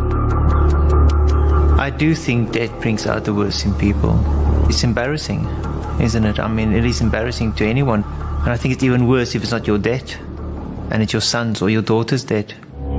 But as Stuart speaks to Daniel, tensions begin to rise. get off the property. You've got no right to be in there. I do have every right to be here. You have walked in that house on Don't raise your voice, sir. Don't raise your voice, okay? If I want to raise my voice, I will do. You've walked into my mum and dad's house without being given entry. That's you correct, can so leave yeah. now. No, we won't be leaving, sir, until you make a payment. You will be leaving because you'll be there all fucking night. And Okay. Danny. On your name and everything. Yeah, you can have my name, sir. No problem at all. My name's Mr. I want to know McCracken. where you live as well. Yeah, no problem at all. That's fine. I've got no issue with that. We're based in Northwich and Cheshire, sir. Yeah, I bet you are, yeah. I bet you are. I don't accept any kind of threatening behaviour at all in any way, shape or form. At the end of the day, we are trained to deal with that situation, and there are various ways of controlling it. You just got to think about your end goal, because we are there to collect a payment and nothing's going to stop us. After 10 minutes at the address, the agents aren't any closer to recovering the debt. Put my mum on the phone. Okay, there you go. What money are you after? To see what you can raise. To see what you can raise. He's got a tenner. That's a token gesture. He has no money. He works for himself. He doesn't work for free. No, he doesn't work for free, but you know yourself, if you're self-employed, the work comes or it goes. It's just a shame to see parents getting dragged into issues that are out of their control. If I was ever in that situation, my mum and dad would kill me. There's no question about it. But at the end of the day, they don't want to see your son in dire straits. Daniel's offer of £10 towards his £6,600 debt is not enough for Stuart. He's obviously at work at the moment, so he'll be getting paid for jobs. So he must have some form of money to keep diesel in his van. But then, it becomes clear that Daniel isn't at work after all. Right, okay, I thought you were out at work. Right, he's out of work. He's not at Does he work. want to come back home then? Sorry? Does he want to come back home and have a chat with us? He says, well, do you want to come back home and come and have a chat with him? No, not again, Danny. You can't do this. Our neighbours looking here and everything. Do you want to try this time, Vic? Yeah. Hello, hi there. My name is Mr. Victor. Look, mate, we're here to work with you as much as possible. Yeah, you can work with me. But Mrs. Barrett has had enough. Give us the phone back, please. Right, Dan, that's enough now, love. She's going to lock the door. I've locked the glass door. Yeah. No, they're in the park! Will Stuart and Vic be able to control this unpredictable situation and get the £6,500 they came for?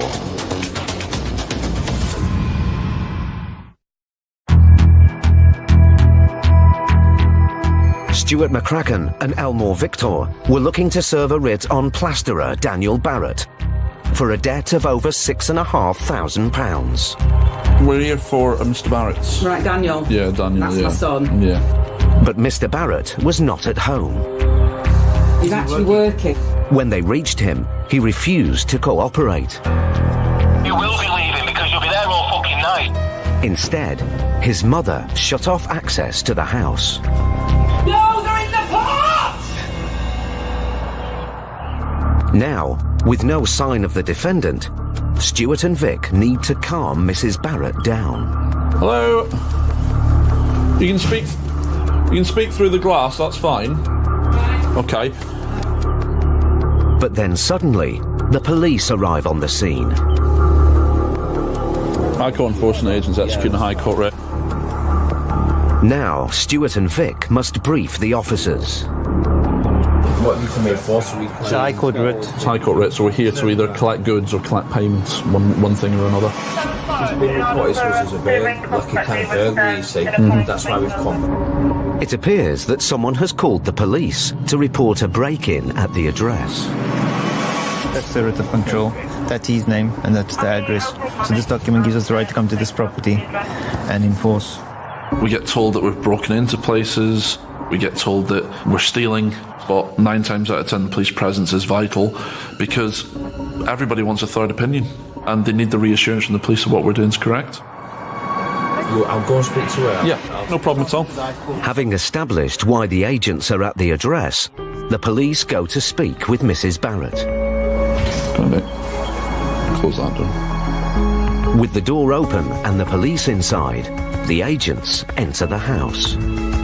They need to assess whether any assets inside belong to the debtor.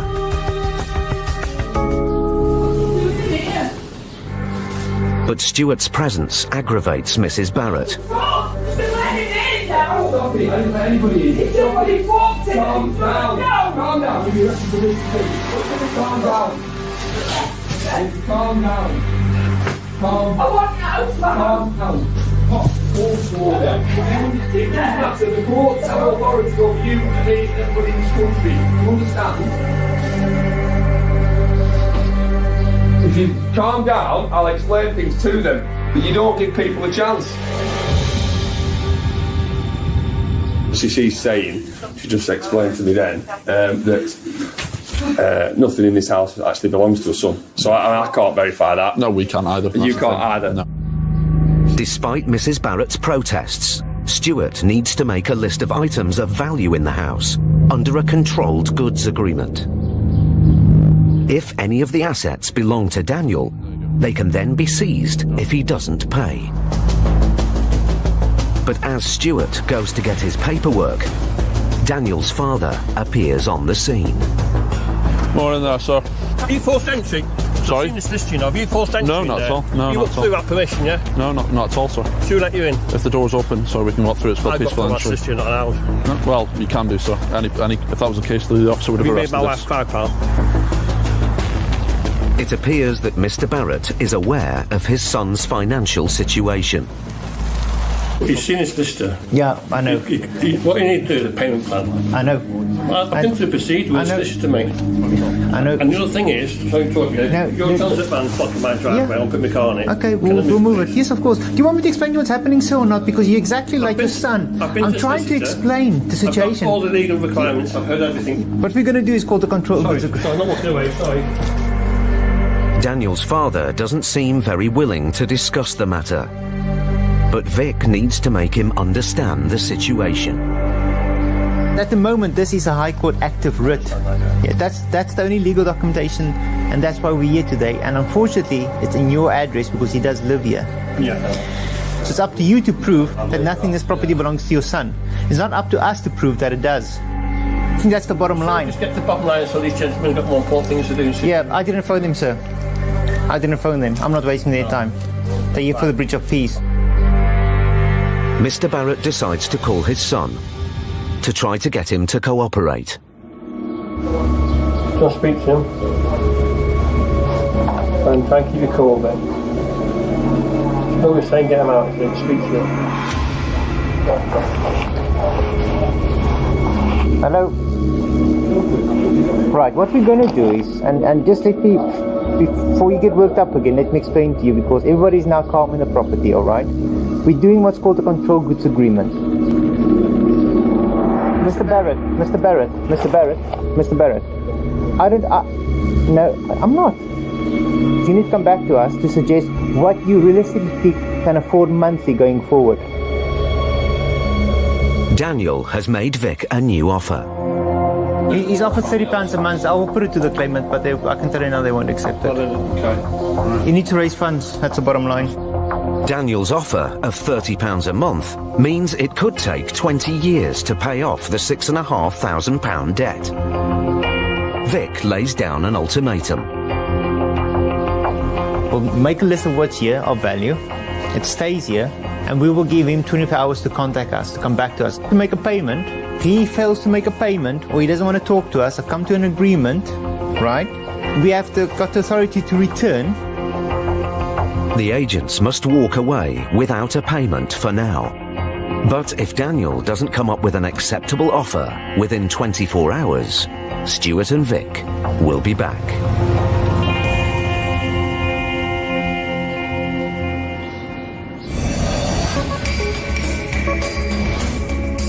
Homelessness in England has risen by a third since 2010. As councils struggle to cope with these rising numbers, thousands of families are being placed in temporary accommodation outside their own borough.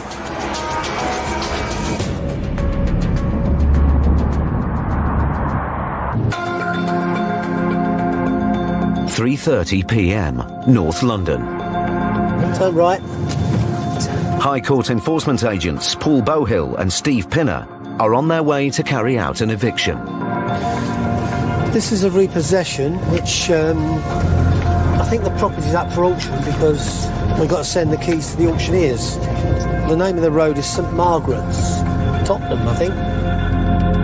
The claimant has applied to the High Court to speed up the repossession. This means the current occupiers, Debbie and Dean Douglas, must leave the property today. It's here. But this is going to be one of the toughest evictions Paul and Steve have ever faced.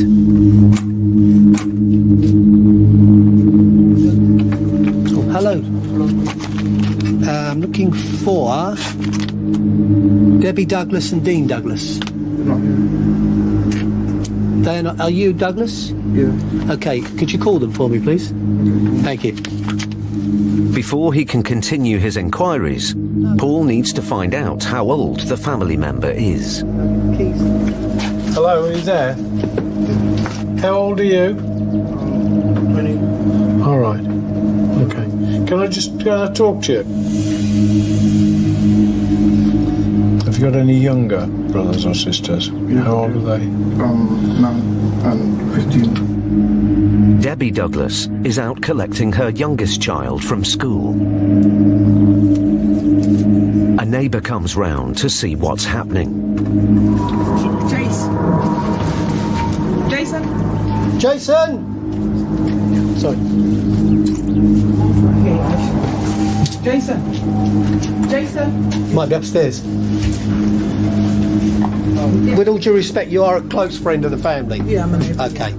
I would have thought that she would have been told of this in advance. She was told by the county court that she had to be gone by a certain date. This has now since been transferred to the High Court, and with that there is no notification of our attendance. Moments later, Debbie and her youngest child arrive home. Hello. Hi. Mrs. Douglas. Yeah, what's happening, please? My name is Paul Bowhill. We're High Court enforcement agents. Okay. And we have a repossession order for this property. And why would that be? I don't know. Because this is my dad's house and he died. So the paper's in probate. Debbie claims she has a right to her late father's house. But her father's girlfriend, who didn't live with him in the house, disputed this and started legal action. It's like a family dispute, but it's my dad's house, but it shouldn't be getting possessed because the paperwork's in the solicitors. He told me none of us can do anything until we make an agreement to say who is entitled to what. The possession order was granted by the county court. Okay. And it's now been changed to the High Court. Yeah. Which means we don't actually write and tell you we're coming. But the effect of it is that you have to leave the property now. But it's my dad's house. I just don't get it. This has been going on for 15 years. Wow. Debbie believes that legal proceedings are still underway, but the High Court writ means that her father's girlfriend has won her case and is entitled to evict Debbie and her children. Who is Dean Douglas? That's my brother. Is he contactable? Do you think he'd know anything about this? No, because he knows as much as me.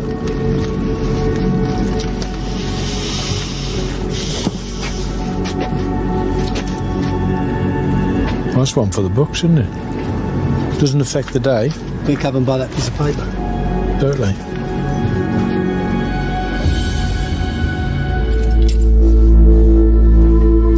Clearly in shock, Debbie gets her mum on the phone. My dad lived here. He lived and he worked. He was a tailor. Yes. And he worked there. And he's... Mum, remember the letters that I was bringing to the house that we were looking at? Well, they must have been real. Like, what am I supposed to do? When we went that bad, I didn't even want to stay in this stupid house.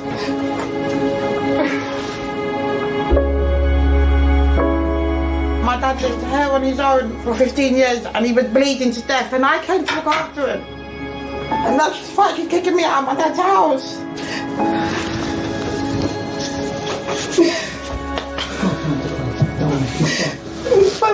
The woman's just doing it. She's kicking us out of my dad's house. Family disputes are always going to create emotion because at the end of the day, it's a family. And obviously something's happened for us to be there, and it's going to be awkward. Despite the complicated family feud, the agents are duty-bound to enforce the eviction. The neighbour, Christine, steps in to help her friend. It's not a time to cry, it's a time to be strong. You didn't know about the case, you go back and fight for what's yours. Simple. The mother of legal services, Great Britain, you kick out a woman with 3 children. You must understand that we don't choose who we come and see. We are instructed by the High Court and commanded to repossess the property. How can you be thrown out of your father's house? How can you be thrown out of the house? I don't have that answer. I don't have that answer. And someone's taking you to court. This is England. You didn't know anything about the case. This is England. It will be rectified. It will be rectified. The judge is human like you. But the priority is to get stuff for a couple of days. Things you're going to need: identification, medication, phone charges. Get down to the council. You have children. They'll emergency house you. Then you can make an arrangement to come back and collect everything else. That is your first and foremost thing you have to do, because you need somewhere to stay tonight. Unfortunately, it can't be here. As Debbie has 3 children, she's entitled to emergency accommodation.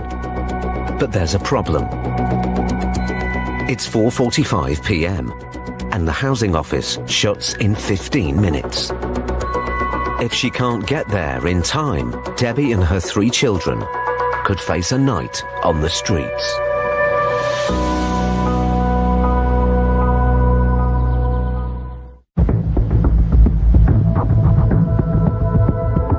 High Court enforcement agents Paul Bowhill and Steve Pinner were in North London carrying out an eviction.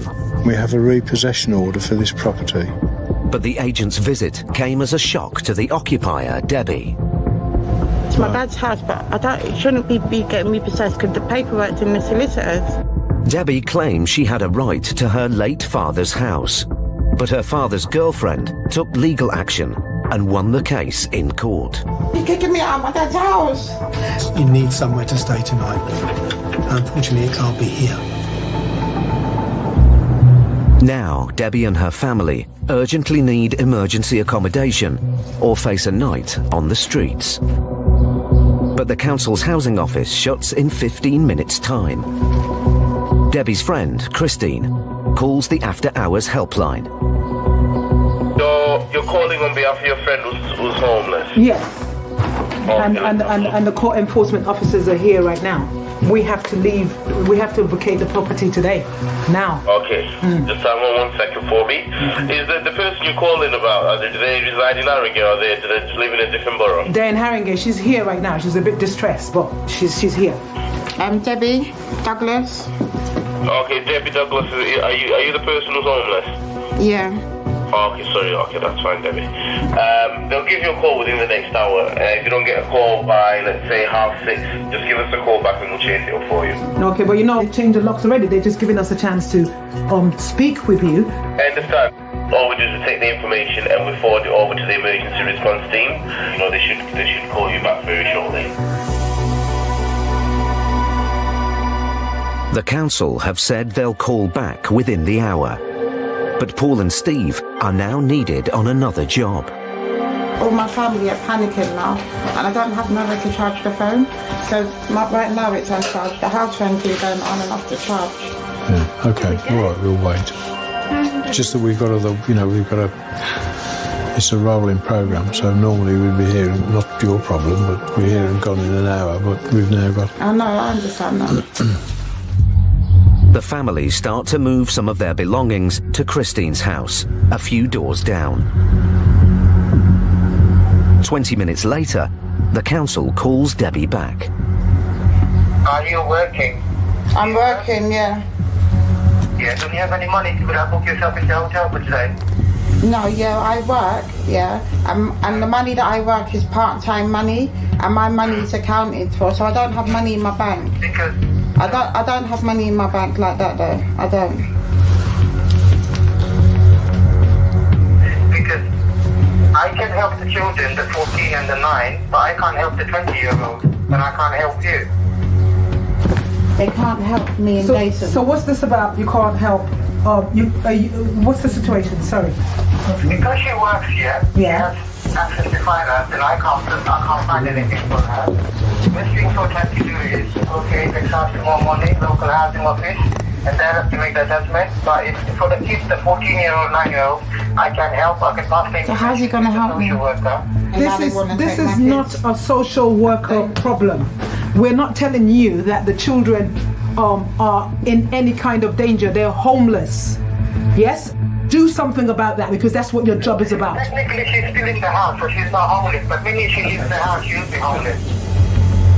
With the prospect of the family being split up for the night, Paul steps in. Hang on, the enforcement officer wants to speak with you. Hello, my name is Paul Bovill. These people have been evicted. You said these people aren't homeless. They are. We have a High Court... What I've said is, the minute they leave the house, they're homeless. OK, would you please leave the house? Right, the only reason they're in the house is because the phone needs to be plugged into the system here. It's her mobile phone. They've now left the property.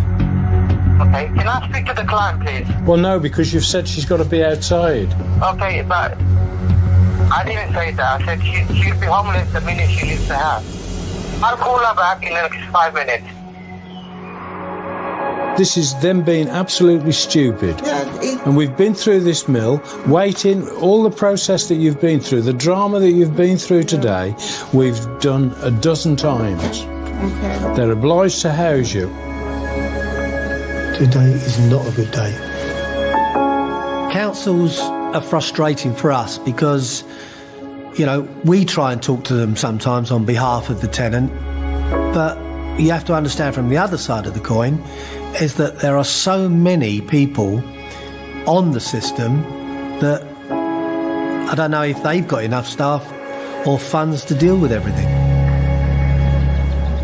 Over an hour after Christine first spoke to the council, they call back with an unusual request. You need to go to the police station with the document, and I'm going to call you there and speak to the police officer to verify the document. Okay, I'm going there right now. Which police station? I'm going to Tottenham Police Station. All right. In about say 10 minutes. 10 minutes. Yes, it's just across from my place. I'm going to make sure you call me because I don't want to be waiting there. All right. Thank you. Bye-bye.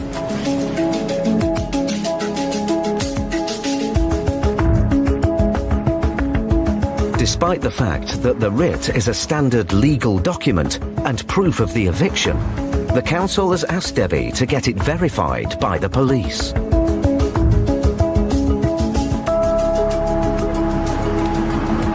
But after spending an hour at the police station, it's not good news. The homeless unit are saying they don't understand the paperwork. Understand?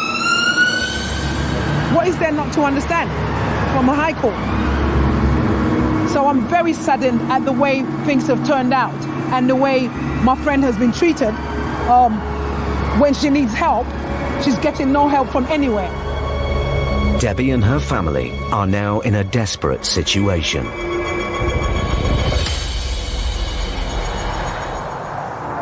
It's 7:30 p.m.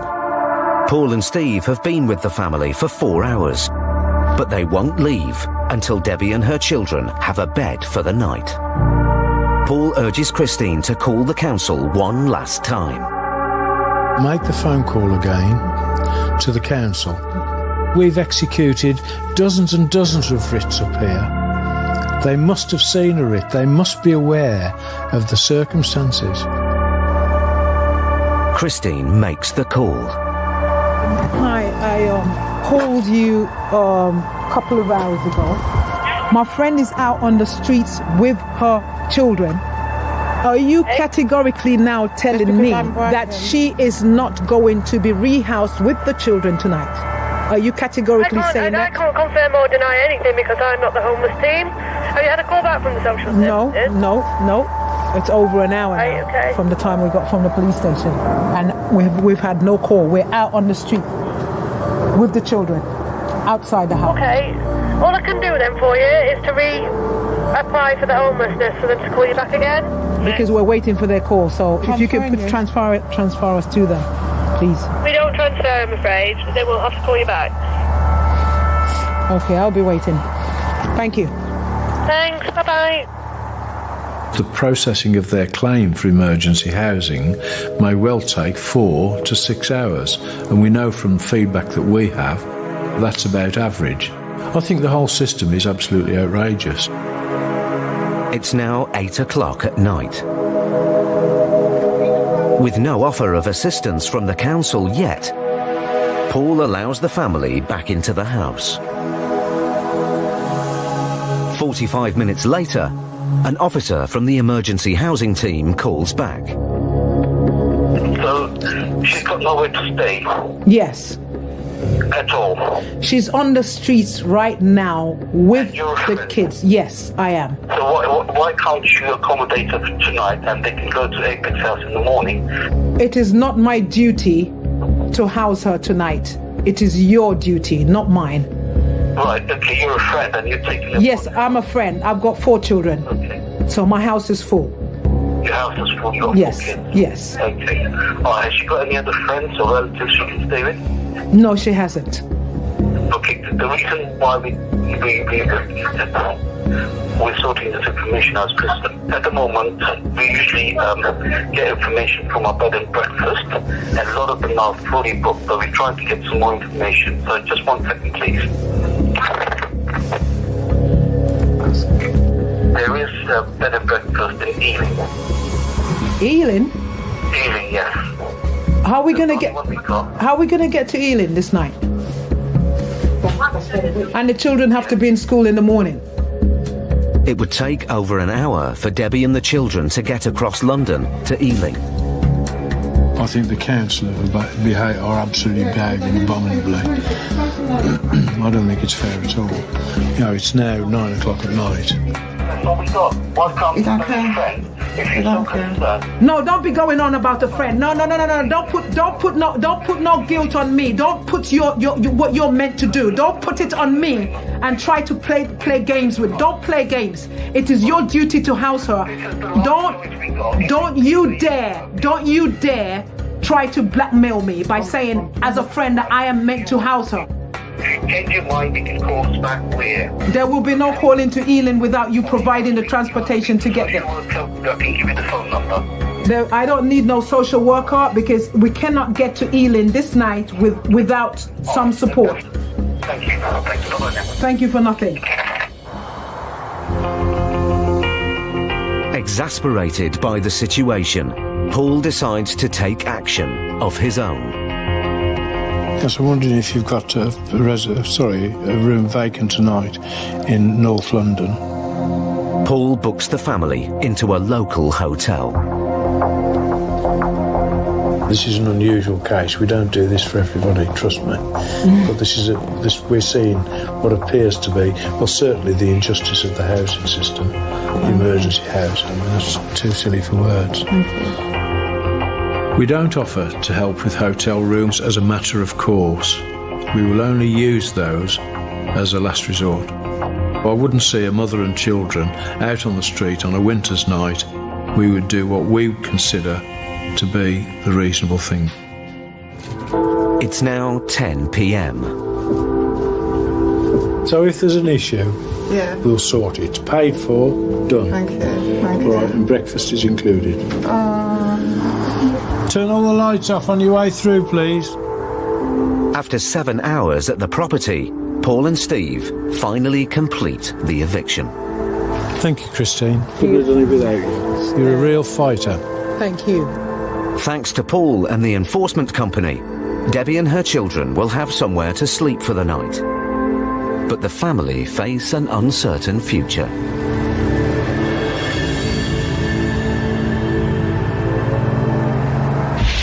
Paul and Steve have experienced a heartbreaking situation. But in Stuart and Vic's next case, I haven't got that money in my bank at the moment. they come across a man. This is our man, isn't it? Who won't face up to his debt. How do I prove to you that that vehicle is my wife's?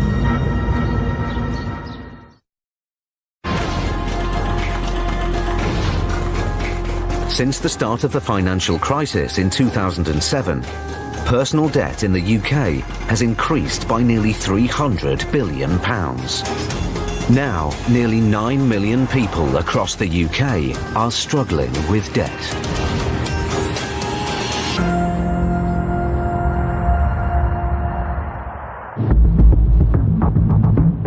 AM, Harden, Wales.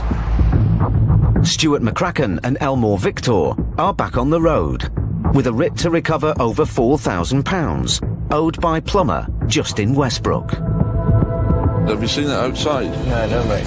Frosty this morning. If Mr. Westbrook can't or won't pay his debt, Stuart and Vic have the right to seize goods and vehicles from the property. The cash guy. We'll take that. Cash guy ain't going anywhere. Come on, Vic, let's go wake somebody up.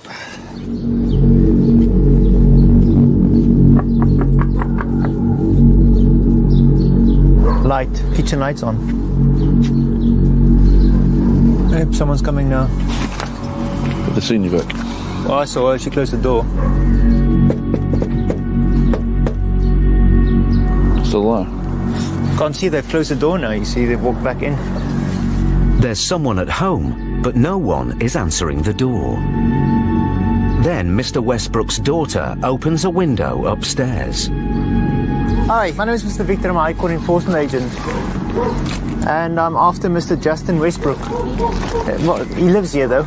Yeah, but he's gone to work. You need to get him on the phone, we need to speak to him urgently. While Mr. Westbrook's daughter tries to track her father down, Vic calls the office to run a check on the family car in the driveway. Hi, John, you alright? Good. Can you do an HPI for me? If it's free of finance, the agents can take it away if Mr. Westbrook can't or won't pay. Well, that's interesting. While the agents wait for news about the car, a handwritten note appears through the door. This is Justin's number, ring this. Right, okay. Been sent a love letter, but on the opposite side of the letterbox. Stuart calls Mr. Westbrook's number. Hello? Hello, is that Mr. Westbrook? It is, yes, speaking. Mr. Westbrook, good morning. My name's Mr. McCracken. I'm the High Court Enforcement Agent. We're here to collect a total amount of £4,341.39, sir. Obviously, as you're aware, if it's not paid, we are here to take control of goods. I'm in Telford at the minute in traffic and I can't get any access to any money at the minute. What I'm trying to say is I haven't got that money in my bank at the moment. Right. Well, I'll ring you back as soon as I possibly can, because obviously I'll try and sort it out. No, I understand. I'll speak to you shortly. Stuart and Vic give Mr. Westbrook some time, see if he can raise the funds. Hello. Hi, John, you alright? The agent's office calls back with news about the debtor's car. Excellent. No longer on finance. Boom! Boom, that's it. Cheers, John. Thanks for that. Get it clamped. The car is no longer on finance, so Stuart and Vic are able to seize it. Who wants to see the car being taken away? I don't ever want to be in that situation. I don't think I could bear being in that situation, watching my pride and joy being taken away. Half an hour later, Mr. Westbrook has still not come up with any offer of payment. But Stuart wants to give him one last chance to settle his debt before taking a prized family asset. Hello? Hello, is that Mr. Westbrook? Where do I actually stand? What'll happen is, sir, at 9 o'clock, if the payment isn't made, it gets transferred to what they call Stage 3 enforcement, which means the amount goes to £5,171.49. We'll then be contacting recovery for the vehicle to be removed. But Mr. Westbrook has news for Stuart. It's not my vehicle, sir, is it? You know what I mean? Right, whose vehicle is it? It's my wife's. At the moment, we've seen no paperwork relating to that vehicle. How do I prove to you that that vehicle is my wife's? We'd need a sales invoice, sir. Shortly. Yep, speak to you shortly. Right. Stuart needs to get to the bottom of who owns the car. Inside the house, Mr. Westbrook's daughter has the finance company on the line. Hello, my name's Mr. McCracken. I'm a High Court Enforcement Agent. The finance company confirmed that the car is now free of finance. but the loan was in Mrs. Westbrook's name. Meanwhile, Vic gets a call from the office. Hi, John. Mister. Oh, brilliant. Oh, brilliant. Thank you very much, John. Cheers, bye.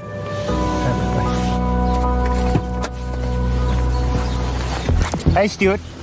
The finance company has confirmed the vehicle was in the name of Mr. Justin Westbrook. Mr. Really? Because I've just spoken to a woman on the phone there. And I went, right, okay, so whose name was it? And it's in the Mrs.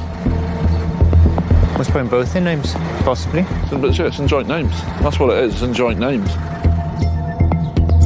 It seems that the car belonged to both Mr. and Mrs. Westbrook. But as his name appears on both the finance documents and the writ, the agents have the right to seize it. I mean, he can pay today, but in 20 minutes the car's going. It's been over an hour since Stuart first spoke with Mr. Westbrook, and the debtor hasn't shown any signs of payment. The agents have no option but to arrange for the car to be removed. How are you? Good. How organised a removal of this vehicle? Make the call, Jane. Make the call. But as they wait for the recovery team, a white van arrives. It's Mr. Westbrook. What's going on here? This is our man, isn't it? Yeah. As we've been waiting, we've seen a white van pull up. 2 guys have been in it. He's been dropped off, what we believe is a defendant. And then he's done what we call in the trade a Spider-Man attempt, which was climbing up on the wall there and then climbing around the back of his garage. But Mr. Westbrook is still making no attempt to settle his debt. If you want to try and hide from the matter, it's only going to make situations worse. I don't know why people do it. If you just speak to us and work with us, we will work together to get this resolved. Aha!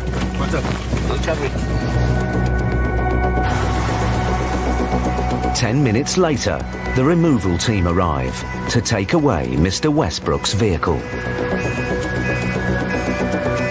If you don't want to pay your bills and you want to hide, then do that.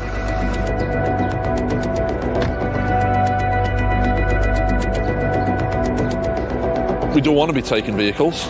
We would rather get a payment. But we've got an asset there that'll cover the balance, so if you don't want to pay it, then we'll be removing it. It's got to get paid one way or the other, unfortunately.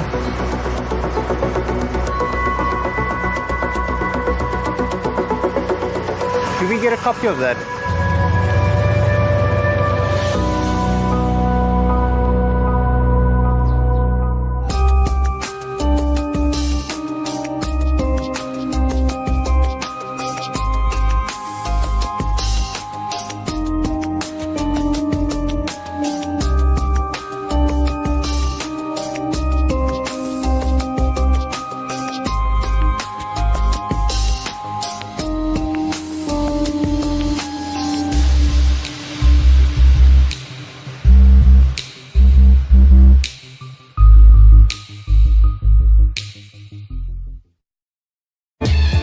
Next time, Brian and Dell deal with a hostile debtor. Why have you got a sword behind the door, Mark? It's a bit naughty, that. Paul and Steve meet a tenant who won't budge. I'll probably back your breaking rules, but don't shove me again, please. You keep budging, I don't like it. And face a heartbreaking eviction. I think you're not human. They don't care if you are on the street with the kids or not.